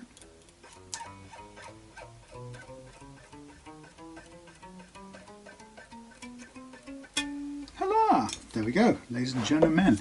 The precision leveling is done, not a milligram, no, wrong word, not a microcosm, no, wrong word, not a fraction more leveling or removal of fret material than is absolutely necessary to get the action that I want to play. Now, the point is, if we went lower on this, we couldn't really get it much lower, it's a millimetre roughly. If we went lower, then you might still find there is some unevenness underneath there waiting to show its head, and there would be immediately, even if you dropped it by quarter of a turn of the bridge post, you would suddenly find more buzzings and chokings coming out. Now that's fine, I don't care. What I wanted was to make this action we chose play. I didn't really care about anything underneath that, because I don't recommend you go lower than this 1mm playing action anyway. So it's kind of academic, the rest of it. Why do we care about the uneven frets as long as they don't bother us and get in our way? That's what I like about this method too. We ignore everything. We're not out for some arbitrary idea of everything being 100% level just for some notion. You know, because the truth is, to get to that level, you could get there if you really wanted to, but to get there would cost you fret material, and there's no getting away from the fact that fret material is your guitar's lifeblood. You know, so if in fact, you may have seen the video of Murray's guitar. Murray sent me a guitar from Scotland, and it was a Modern Player Telecaster that he'd had from practically well, he bought it very nearly new from a guy, and this is what I also don't like about these bloody Wilkinson ones. Actually, they end up forcing you to play around with the pliers at this end to get them undone. Yeah, so Murray took it to somebody in Scotland who went ahead to try and level the frets, because I've noticed that quite a lot of the Modern Player Tellies have uneven frets. So anyway, he took it to a luthier who proceeded to fret level to literally within a couple of months of the fret's life on a virtually brand new guitar. It was absolutely horrendous, and I had no choice but to refret the guitar. There was no point trying to restore or rescue. Oh, this is really annoying. These easy lock things, they make removing the strings an absolute nightmare, actually, because they're locked in place and you can't get them out. And the last thing you want to be doing is arsing about down here with pliers and crap. It really isn't good at all. It's I don't know if you can see, it's completely, everything's completely locked in place. You have to try and push string through a hole backwards to get a purchase on the other side, and you can see how dangerous that is. It's liable to scratch things. I hate it. I started out really I like Wilkinson stuff, don't get me wrong, and I started out liking these these easy lock things, but they stopped. There was a point where I couldn't work out why, but I just didn't like them anymore. And it's this. I realise now the number of times you have to arse about unpicking these things. And you know, honestly, anything you do up here with a sharp enough to unpick this thing, runs a great big risk of damaging that thing. Anyway, yeah, so Murray's Telecaster came down this way, and it was so far gone that I had to refret it, which, you know, is an expensive little undertaking anyway, time consuming, takes a lot of time and precision, but never seen such a over destructive fret leveling job. And that's what's so great about this method, is you can see from what we've done here that there's no way you'd ever come close to that.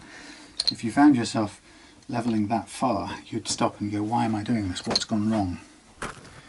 So next stage is I just take my marker pen, curl that over the tops of the frets again, because right now we've got flattened frets that need rounding off, and actually some of the really flat ones down here, what it does is it moves what I call the intonation point, or the leading edge of the fret.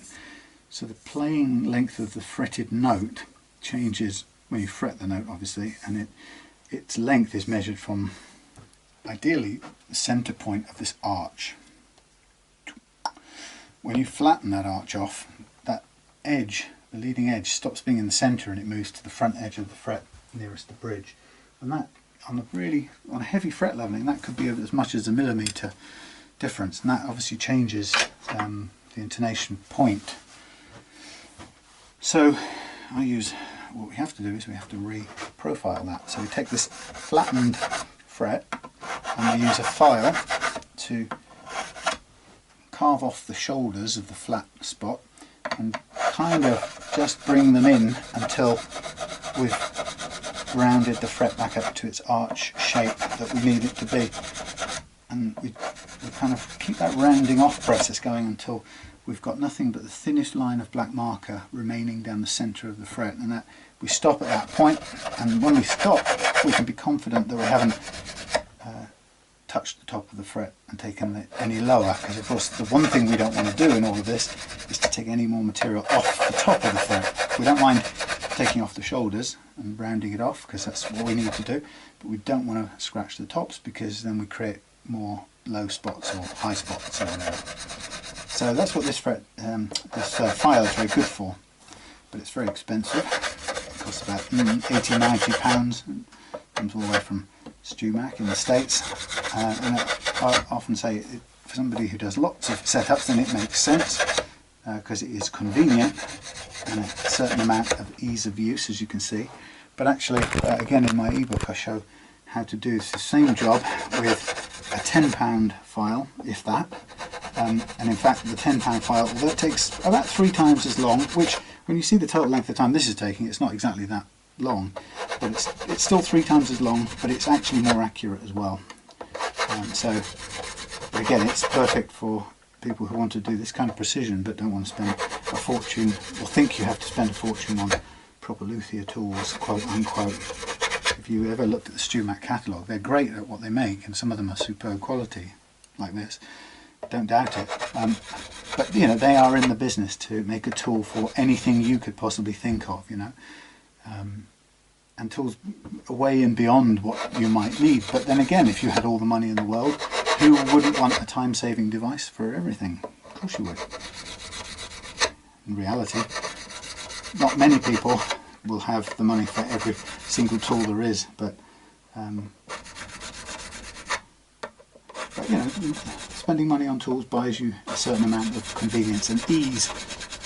But if you're a home owner, no, you own your own guitars, and you're not a luthier, but you want to do this, then well, you don't want all those expensive tools because you're not doing this all day long, but you want to know how to do it accurately and with precision, but also inexpensively, and that's what I do in my ebook. Anyway, enough sales pitching. So that's the frets re-profiled. Now, like I said, imagine if you're doing it with the other kind of file, 3 times as long, no big deal. Let's just take this bridge off for a minute so it doesn't fall off somewhere. Mucky, but they'll clean up. Right, so what have we got? We have got, recap, we've got the frets set to the height we want. Sorry, the first fret action set to the height we want. We've got the last fret action. We know that we can adjust it, but we can go back to that 1mm, and we know that the frets now will work with that. They're perfectly leveled in relative levelness in this curve, but the curve that we have when we're playing, they're relatively leveled, ready to go as soon as we put the strings back on. It will come back to the same settings. We've reprofiled the frets, but now we need to sand them out, and that's going to take some time. There's no quick way around it.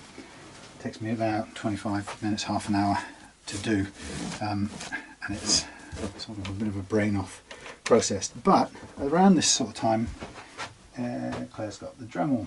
This would make my life easier. I'll stop for in a moment, but the next step, I'm just going to, for tonight, I'm just going to tape off the neck. So I'm going to make sure that the fingerboard is protected with masking tape, and I will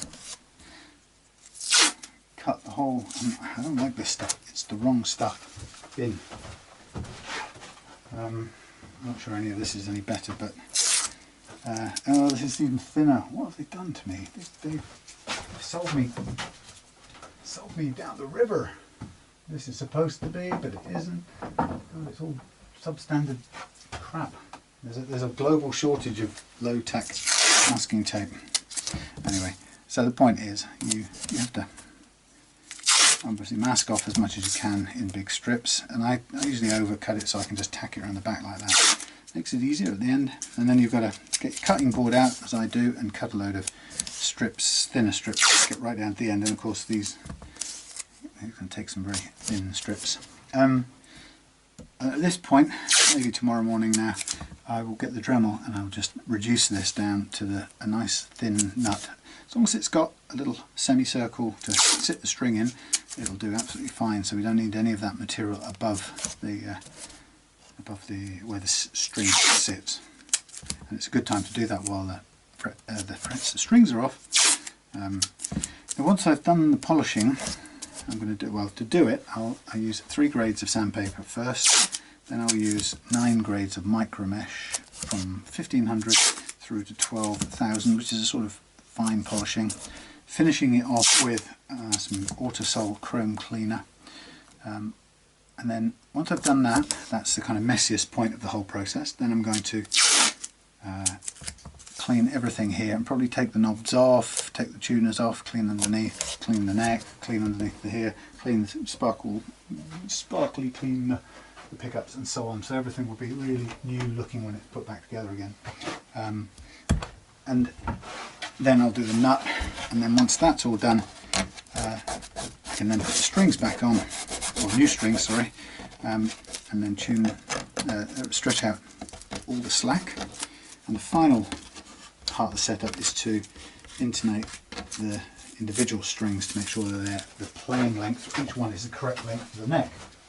And that's it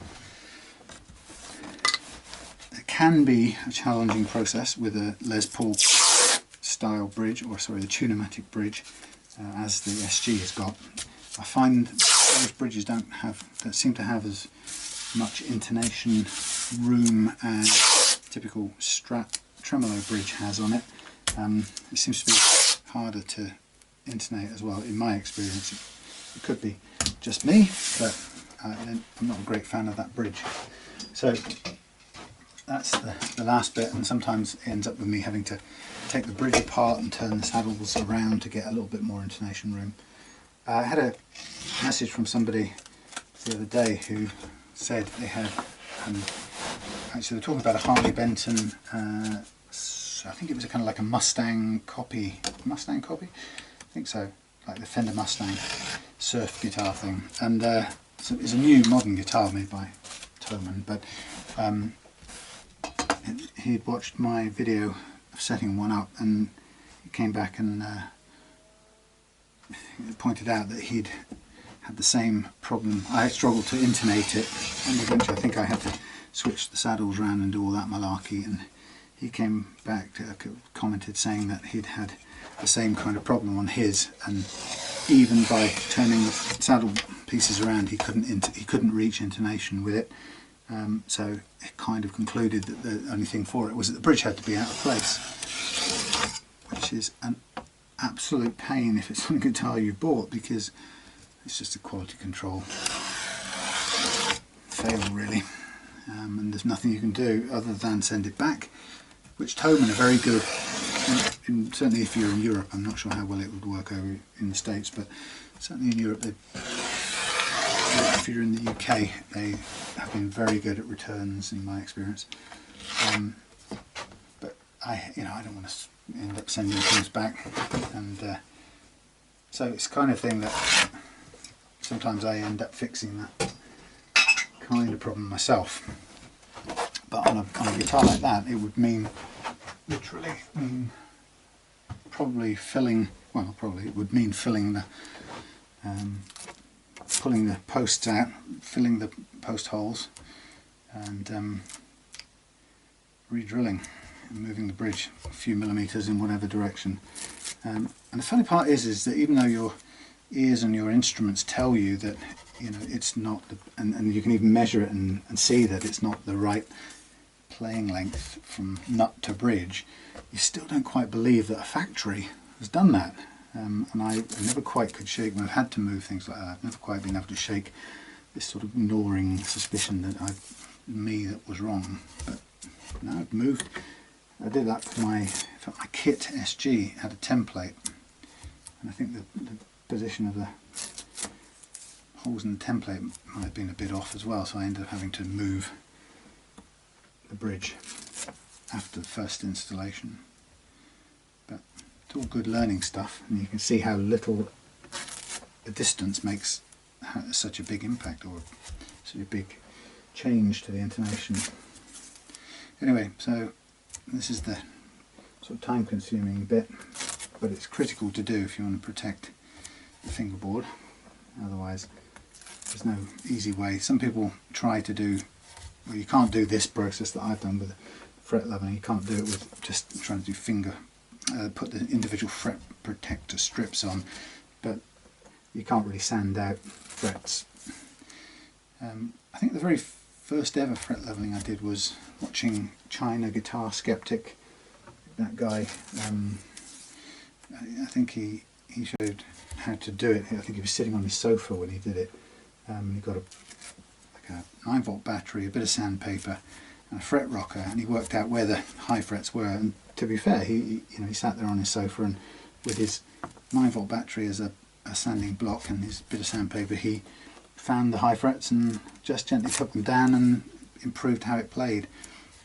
Now since then I wouldn't ever go back to doing that, because chances are it can introduce loads more, because it's all about relative levelness as opposed to actual levelness. Rubbing away at a fret with a 9-volt battery, in my book, is too easy to create more problems, and you're doing a bit of a sort of Chinese puzzle trying to work out what's going on. Why is this now showing as high? But that was flat, that was level before, but now this, and so on.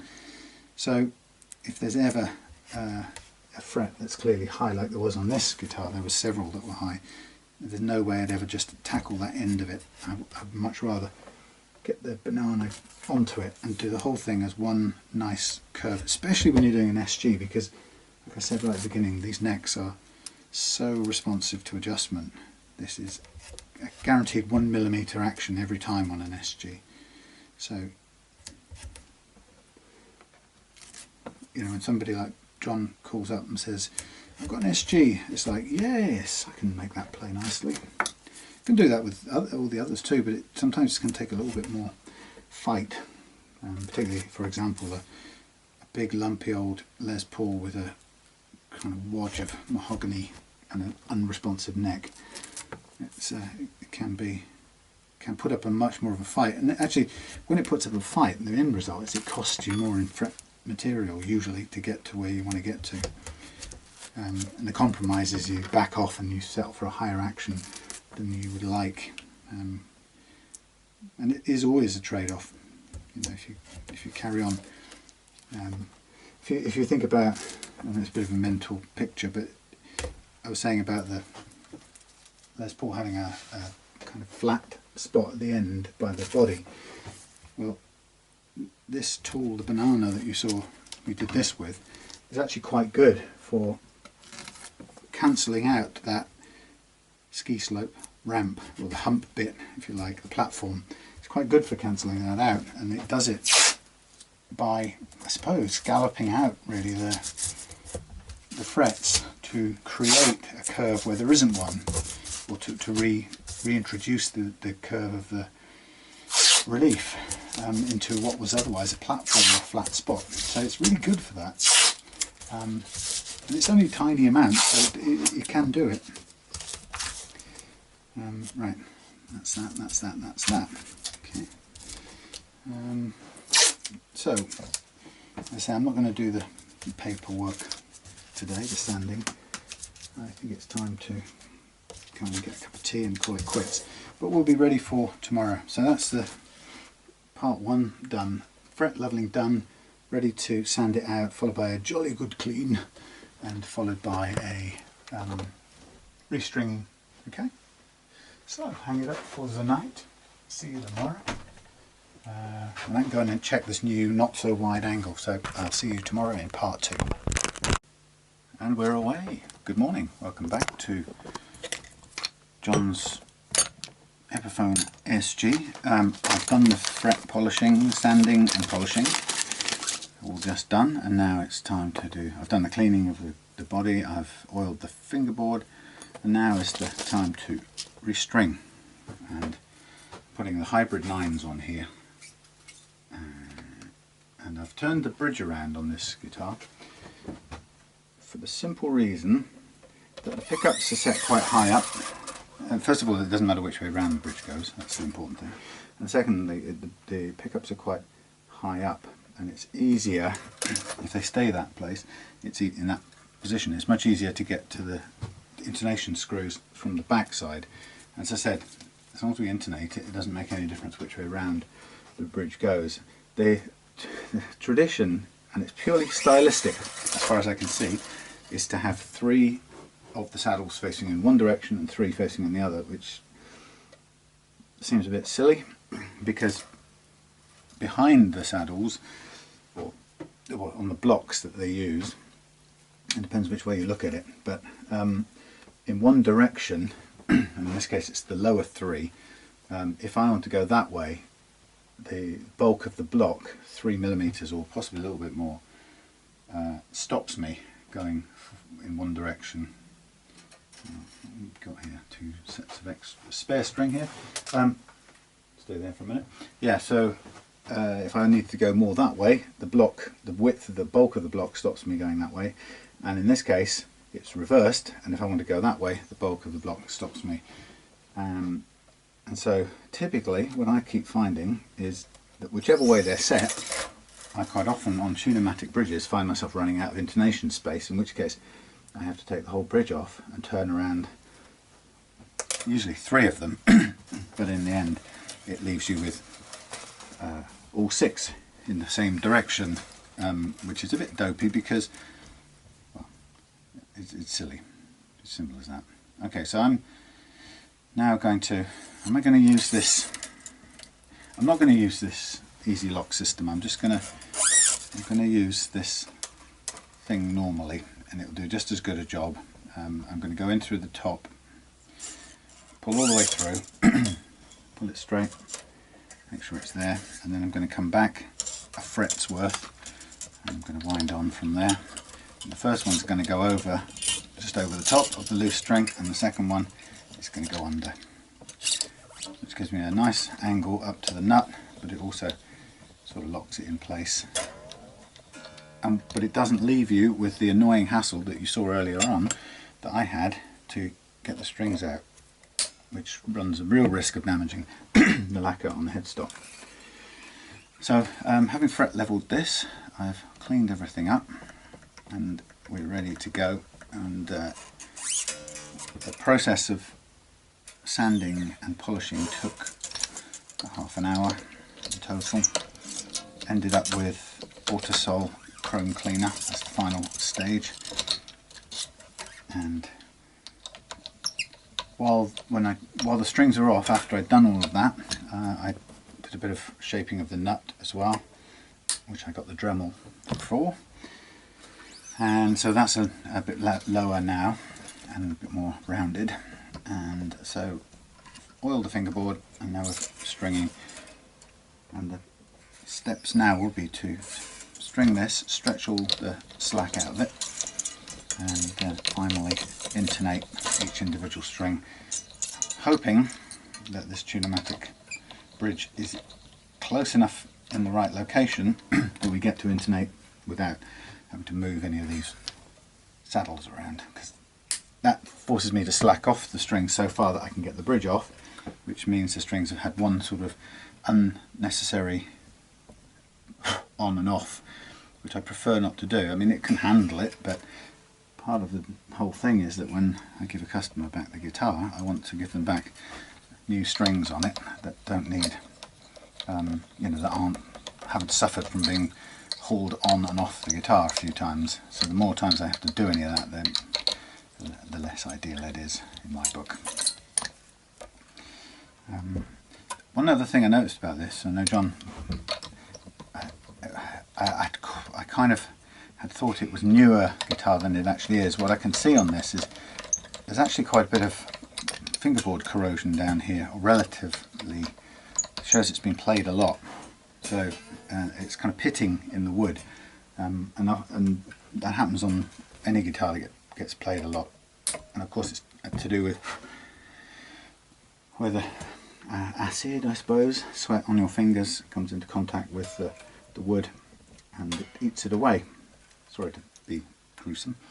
But so this guitar has some of that, showing that it has been used in the throes of passion, shall we say. In anger isn't quite the right word to describe a musical instrument, but you know what I mean.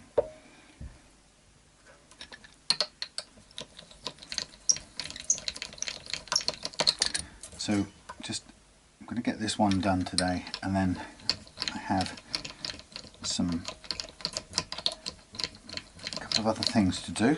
I want to get a video ad made for my 5 Steps to Guitar Heaven ebook, because just somebody commented on YouTube just now that they were looking forward to when it came out, and I realised that of course I hadn't made an announcement of it really. So I think a short video ad, which will be short for me, and one that's edited to show some sample pages, so kind of all the things I don't normally do, keeping it short and editing it. And then hopefully I'll just put that up sometime tomorrow.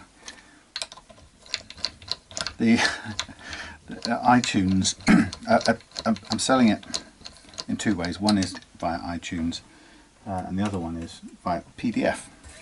Now the iTunes is a bit more copy protected format, if you like. It's also has obviously to a potentially global audience, but that doesn't mean anything unless people know it exists and you know they're the right market or the right buyers for you. So it's not really, that part of it isn't so important. So I'm selling to people who know what I do via PDF, a link, and I've got it on a file transfer service, and so I'm asking people to send me money via friends and family on PayPal, and then I'll send them a link, download link for that book. So that's the kind of, it seems quite low tech, and the book has in it the links to the videos that go along with all the parts of the setup, both setups that are in the book. It seems quite low tech, but actually it isn't a bad way to do it when you consider that people like iTunes and others take at least 30%. iTunes takes 30% of the price for putting it in their shop window.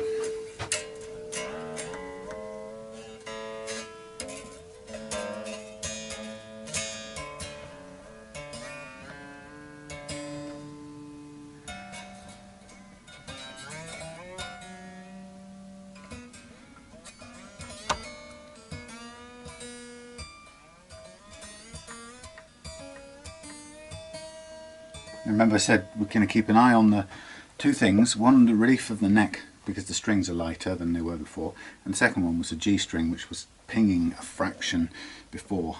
But anyway, just a quick feel.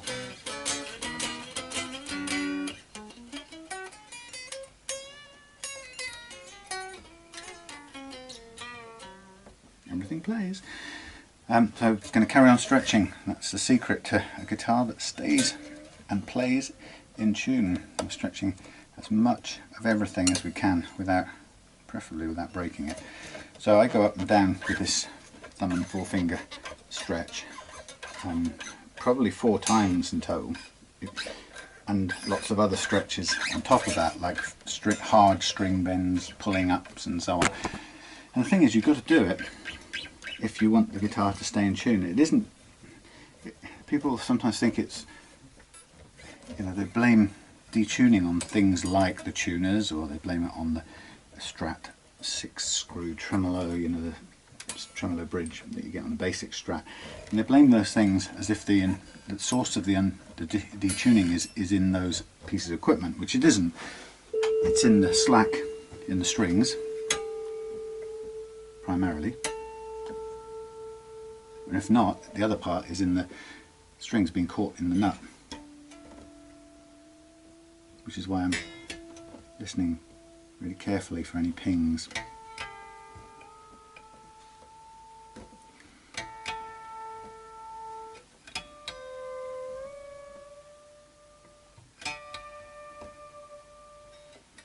That G isn't pinging.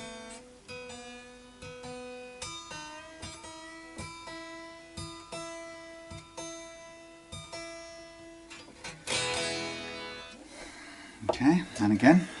So just casting my mind back on this guitar, couple of little things that weren't right. So first of all, the nut slot was cut too low, so that the first nut that was in there was sitting too low anyway, and it was uneven. So I tried shimming it, but the vitreous sort of hard plastic broke when I was cutting the slots.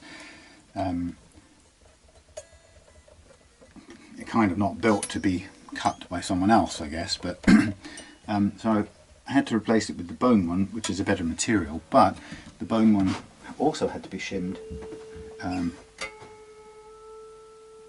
which proves that the slot was too low. It's very rare to have to shim ping D. Pinging down here, but it may be just sounding down here.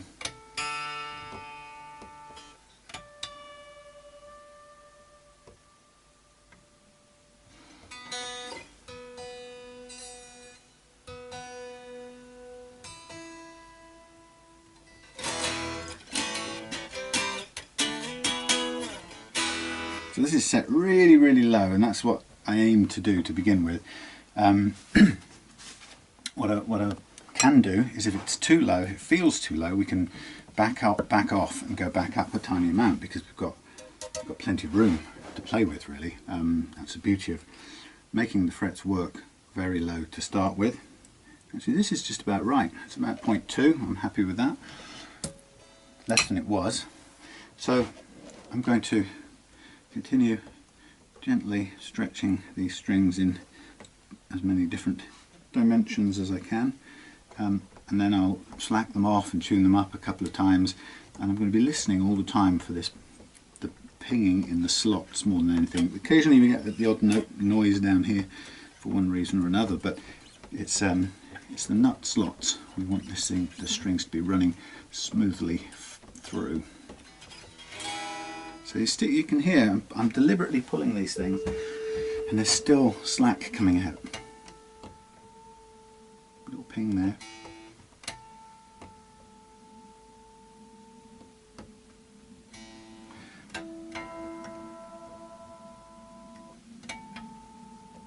And there.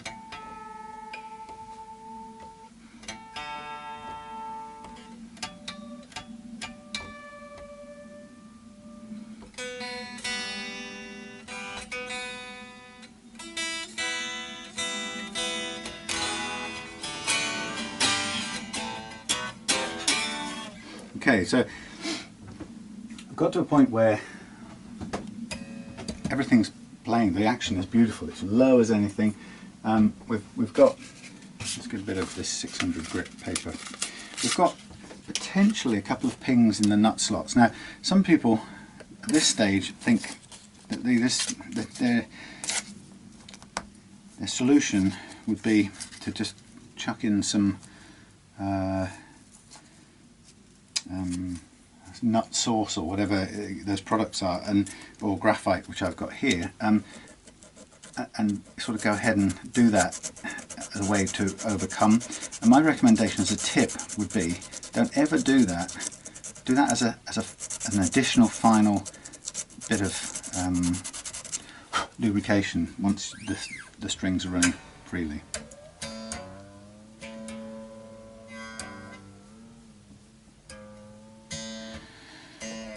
Don't do it to try and solve sticky nut slots, if you get my drift, because it won't work. What will happen is you'll just gum them up and you'll think you've done some good. So what I'm doing is I'm getting a bit of sandpaper and going into these slots, and I'm just pushing sideways in the slot with the sandpaper. I'm definitely trying not to go any further down. It's not the end of the world, it's very mild, so it won't suddenly cut the bottom out of the slot, but you just want to try and avoid deepening it at all, because you've already gone to the trouble of setting it. So I'm using a bit of sandpaper and a blade, and I change as it gets thinner, I change it around so I can get the blade in, use the sharp edge inside the sandpaper, and I'm just dropping it inside and I'm concentrating on the walls, pushing from side to side. I just want the width, I don't want any more depth.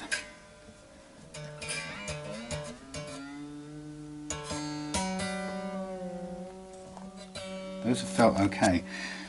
So now I've done that, it's now at this stage that I'm going to slack them all off quickly. Now the reason for this is twofold.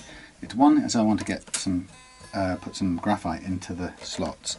So I'm going to drop them out one more time, which I tend to like to do as little as possible, but I want to do it for this. And the reason is A, so I can just get the graphite powder into the slots. That's the obvious thing. But the second reason is, having done it, I now can take a little bit of time to tune them all back up and listen for pings for kind of one final run. So this is a bit mucky, as you can see. It makes a bit of a mess, but I'm dropping the strings right back in on top of the graphite and I'll let them sort of settle in. The string will drag out whatever it doesn't need.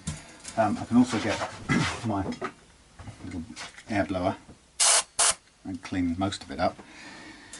So give them everything a little tensioning stretch. Just obviously when you slack off the tuner post, everything does go slack and you'll end up with more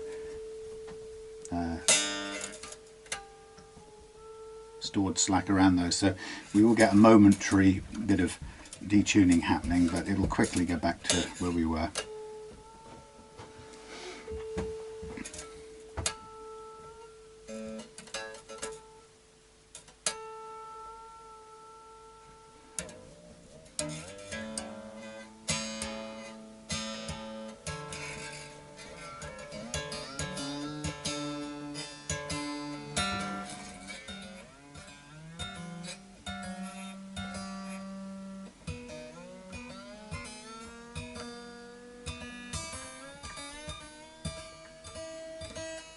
Okay, so we're tuned to pitch. Get rid of the last bit of goo, and like I said, having put the strings, slackened them off and put them back on, we just do need a bit of a final tension up again. I'm always conscious that when you do this, if you do the stretching as much as I think you should, do half an hour or whatever it takes to get rid of all detuning, chances are you will break the occasional top E, which is why I use the rotor sound. Because they very kindly, smartly include a spare E.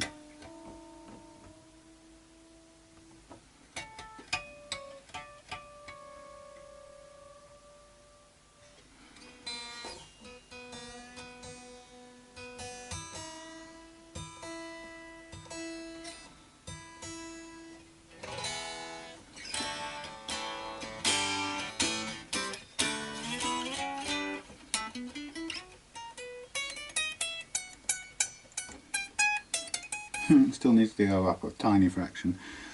I'll let it off.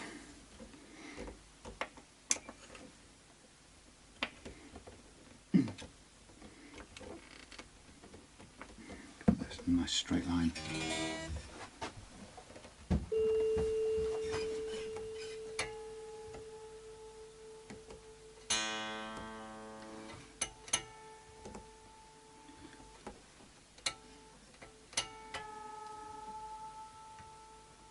All the time while I'm fine-tuning this, I'm listening for feeling and listening for the pings up here.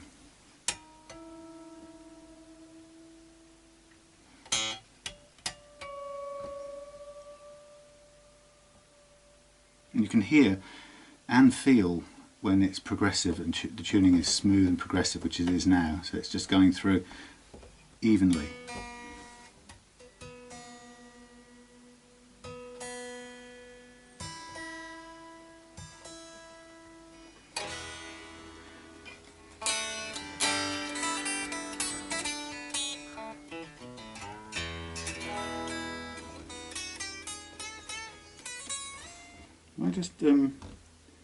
I just turned the thing the wrong way and lowered the action because this is absurd. I think I have. Yeah, this has got zero action at all. Let me just take care of this. Oh, you know what I did is I screwed these in a bit when things were off. So no wonder it's changed. That's not way too low. Yeah, okay. Right. Well, that's not bad because it proved it was playing with approximately zero action at all, which is not what we want. So yeah, my mistake. I turned those posts, turned them in when the bridge was off the guitar. So it's still. Oh, sorry, I'm doing the wrong thing. What a! Anybody spot that? Heavens above! Here's me turning the stop bar. Glad nobody saw that. I turned the bridge as well, so that's what's got to change. My mistake. Forgive me. Sometimes you can just switch your brain off and leave it at home. Okay, so we're down on the 1mm mark there, and we want a 1.2-ish down there, which is going to be completely out of tune.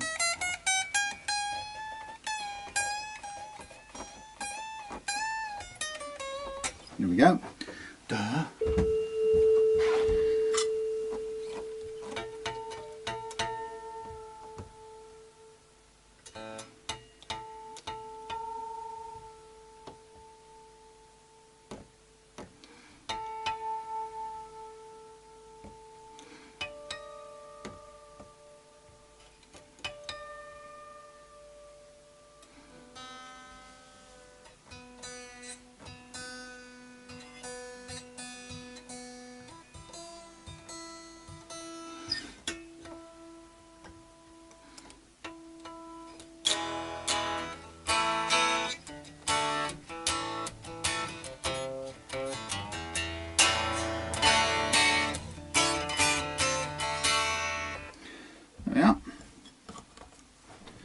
Yeah, so if ever that happens to you, you put it back on and you go, why is this playing weird? What's happened? Is the neck moved?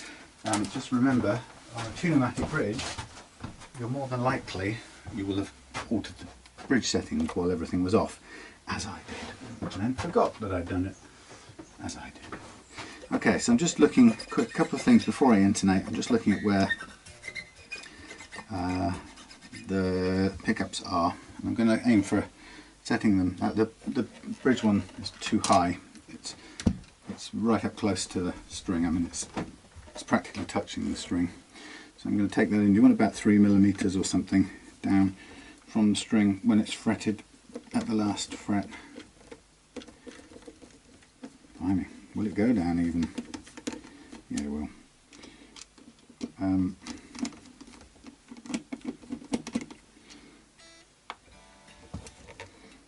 Yeah, that's about right. And same with this one, it's a little too high as well.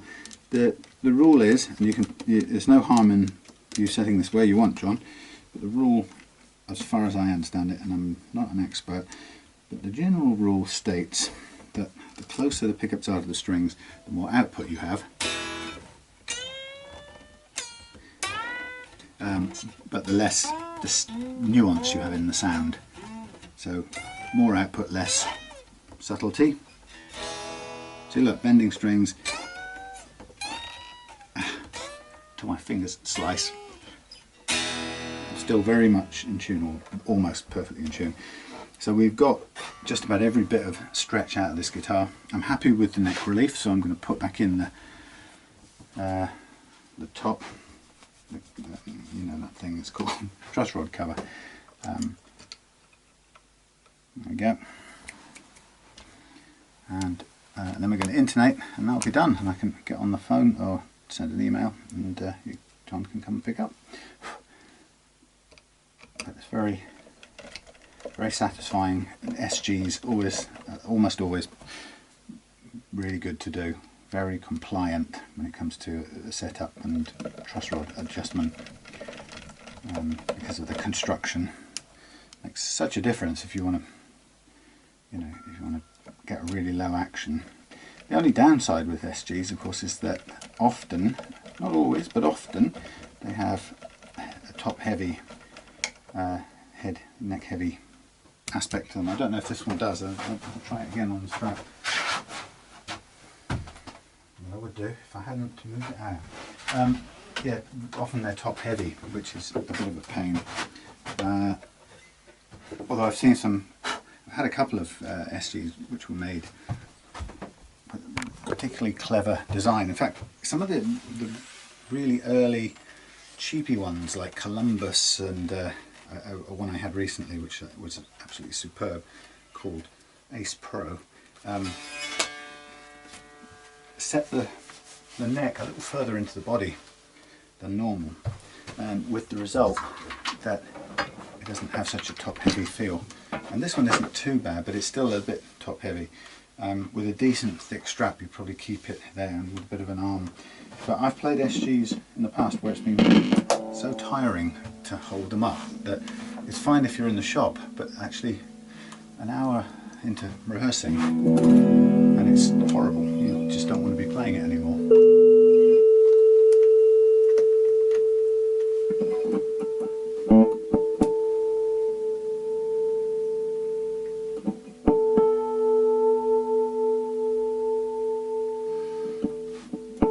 See what I keep doing?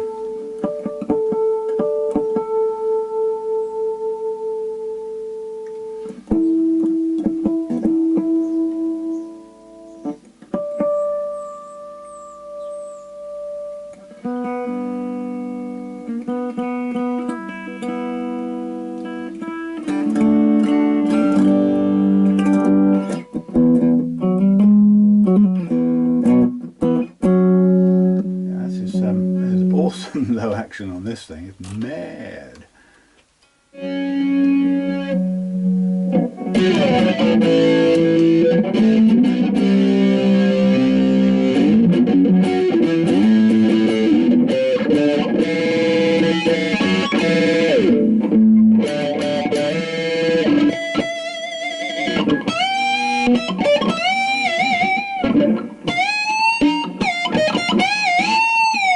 Get those notes out of it before, did we?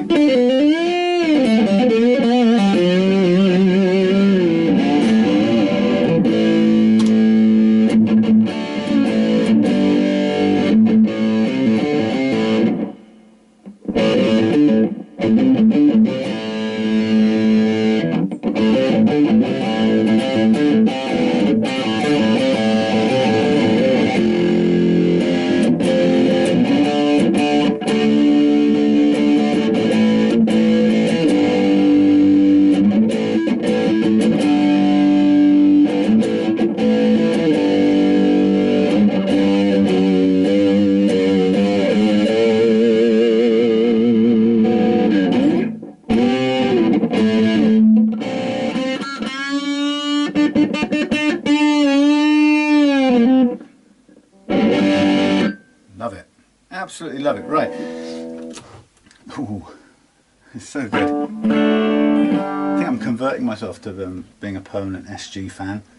Can't help it. I mean, why wouldn't you love it? Apart from this, and that's why in mine I put some lead in the back, because I don't want it doing that.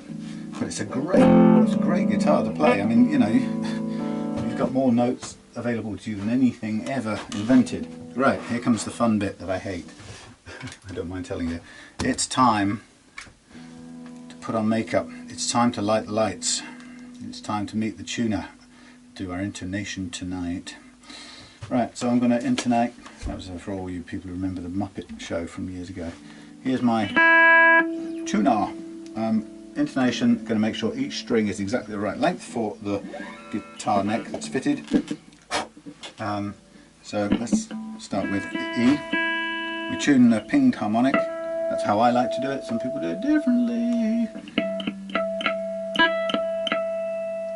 Now the string is the right length if, when you fret it, it's the same note.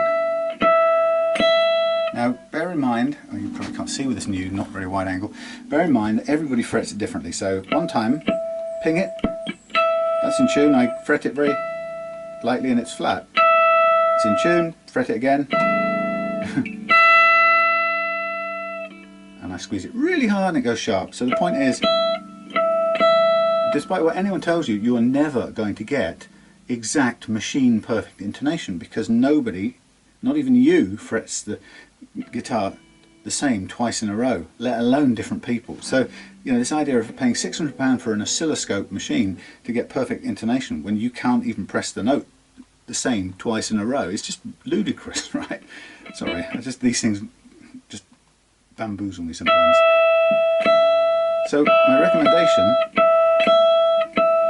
is to take a series, feel what you're doing, and I would say that's just a bit sharp on average, right? Just I'm trying to play completely normally. Now, John might play way different from me, in which case the intonation might be just slightly different for him. So this is a personal thing, and there is no, as you can see by the method we're using, there is no objective machine perfect way of doing it. But like I said, a tiny bit short. So what I do is I go in here with my this is where you want a close-up of how crap this is. If you get the feeling that I don't like the Tune-o-matic bridge from any of my videos, it's because I don't like the Tune-o-matic bridge. So here we have a construction that says, I know, let's put the adjuster screw directly in line with the string. Right, so the string goes past the adjuster screw, the adjuster screw is underneath the string. So how do we get in there to adjust it? Oh no, we make it impossible. So what do? We come in from the side, right? So we're now turning, and we're liable to cut the string with our screwdriver. There's no way around it. Okay, so we turn it, and then we turn it. Which way do we want it? We're going to turn clockwise to drag it back. We want the string length to be a little bit longer. So we managed to do it, but can you see how silly a design that is? Now that will make the note go a little sharp. So I tune it back up using the tuner and the harmonic.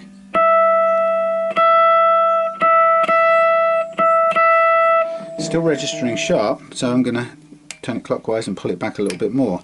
Now this is the interesting bit, because I can tell from the start position of the first saddle what kind of trouble I'm going to be in with this whole thing. Yeah.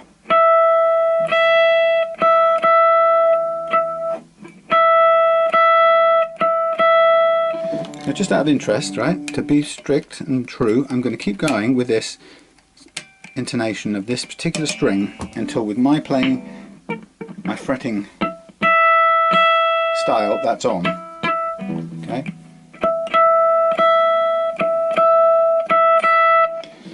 So that's good. Now I know, this is, my heart is sinking already. I know with these guitars, the purpose of, on a guitar like this, you usually end up with two sets of three, and they stagger backwards from the first one here. The high E is usually the furthest forward, so you can immediately see, and by the way, the D, the next three, starts with one forward, but it's actually a bit further back usually than the high E one, so you have two groups of three in staggered back. Now you can see from the first group I'm going to struggle to get two staggered back from the E, right? So we're immediately, I'm going to tune the B.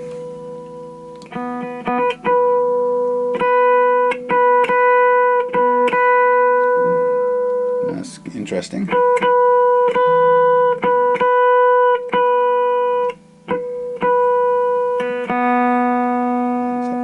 that better. Okay, sharp.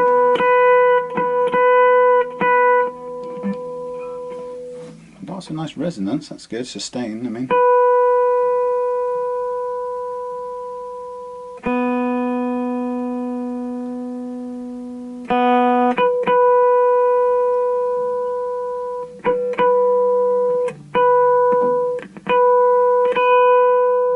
Sharp. So I have to take this fella back as well, so screw, screw, screw, screw, screw, screw, try not to cut the string. Now we're sort of about level with the E at this point in time, so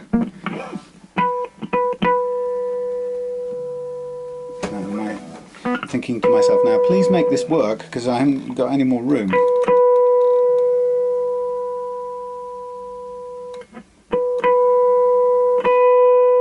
Sharp. You can hear it. I mean, you don't need an oscilloscope. Your ears will tell you that fretted note was slightly higher. So here I go, and here I go again, and I'm now literally about to run out on this B string. I haven't even got to the G, and I'm about to run out of intonation space. Didn't I predict this would happen?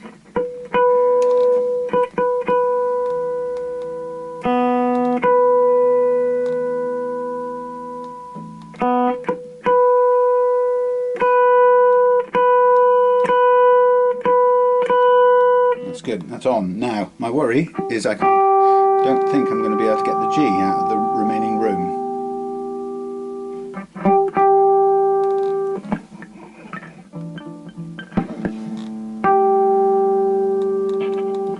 Try and shut everything else up.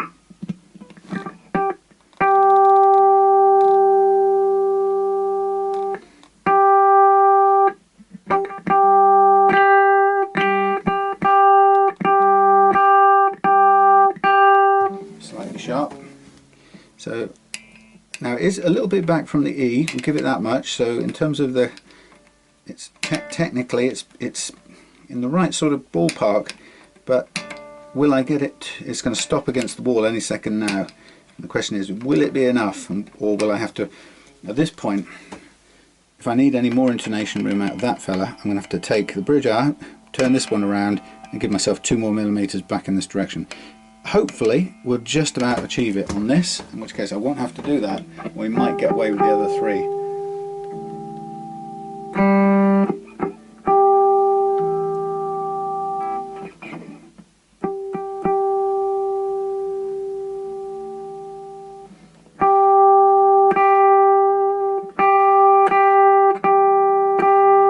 Hey!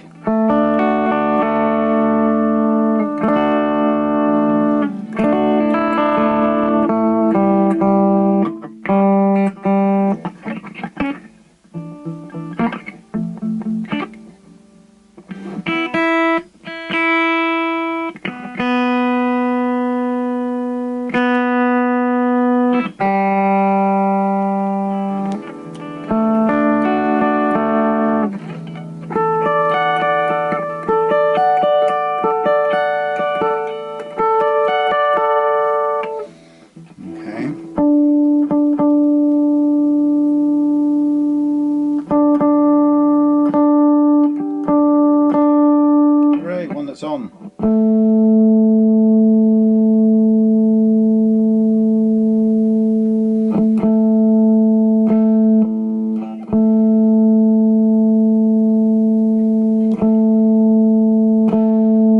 That's on too. Hooray! It's not too bad.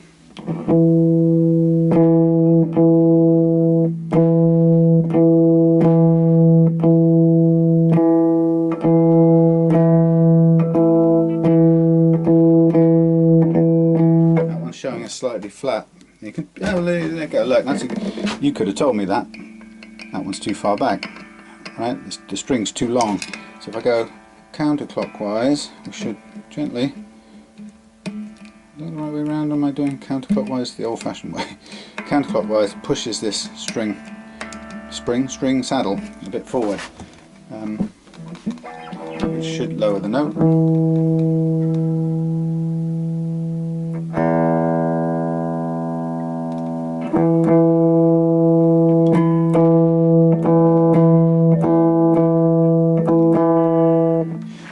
Fraction flat, push it forward a bit more, and we're getting there. It's interesting, those top 3, not quite the pattern I'd expect, but I trust my eyes and the machinery, and my ears as well actually.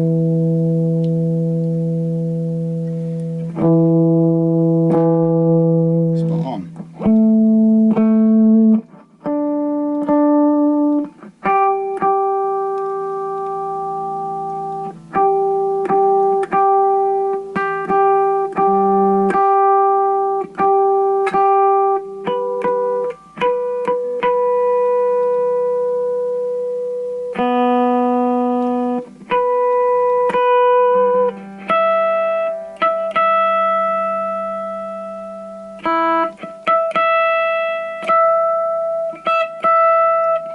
Sharp. That's the only one which which means it's slightly too short, so we'll drag that one back a fraction too. Not the pattern I would expect.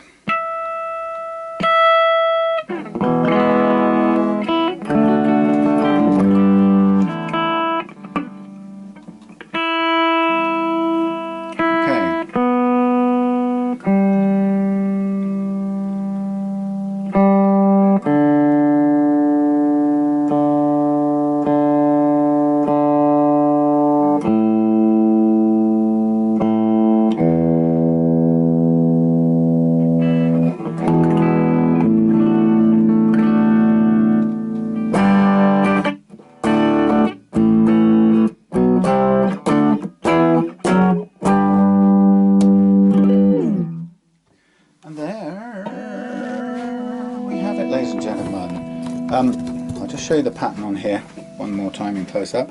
A little bit different from what I'd normally expect. It's sort of obeying most of the rules, but these three are a little bit flatter than normal on the thing. But actually, if you look at the way, one of the things about this particular bridge is it is actually canted at an angle from the pickup. So sometimes you'll see bridges like this that are dead on in line with the pickup, in which case you expect the stepping back to be done more with the different lengths to be set have to be more exaggerated with these. If it's tilted back, it tends to be you have to make less pronounced adjustments on these. So that seems to be what's happening here, but it doesn't quite explain why they look fairly familiar to the normal straight line bridge pattern. But anyway, we just got enough.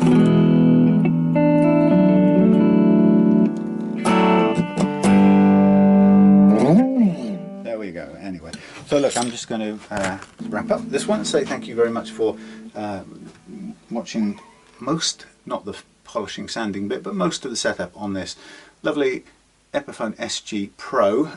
The nut slot wasn't Pro, and yeah, nor were the uneven frets at this end, but as you can hear, we've taken those out, and now it has the most astonishing action, and it is a millimetre, 1.2 millimetres at this end here, and about one over on the low E, which is about as fast as I can't play fast, but it's about as fast an action as you could possibly hope for, and as low.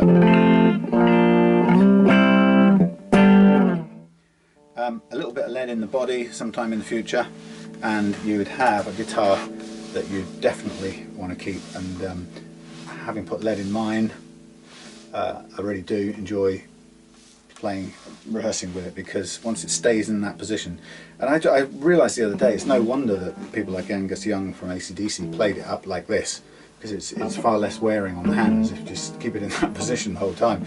It's out here when it's tilting all the way, because so much of it's outside of the body. You physically, you're playing about 4 inches to the left in your hand. Your left hand is playing 4 inches further that way than it normally does on any other kind of guitar. So it's quite a different experience anyway. And if you're also having to hold it up, as you watched me do while I was just doing anything, can be tiring. But if you love this guitar, and John, if you like the way this plays, I do recommend, and I can show you how, and or talk you through whatever, is get some lead, probably better getting lead sheet, and I've cut mine up into lots of little squares or mapped out shapes where I could fit it in, and I've made little velcroed blocks of lead that go into all the available spaces in here. There's not a lot of space, but if you had to, there's some space you could cut out under here if you absolutely had to, if you wanted to keep your favourite guitar and you don't want to have to wear a sort of 12-inch sash as a strap, velcro on your strap. But there you go, Epiphone SG Pro, now a beautiful playing guitar, low as anything. So thank you, see you again soon on another Reloved Guitar.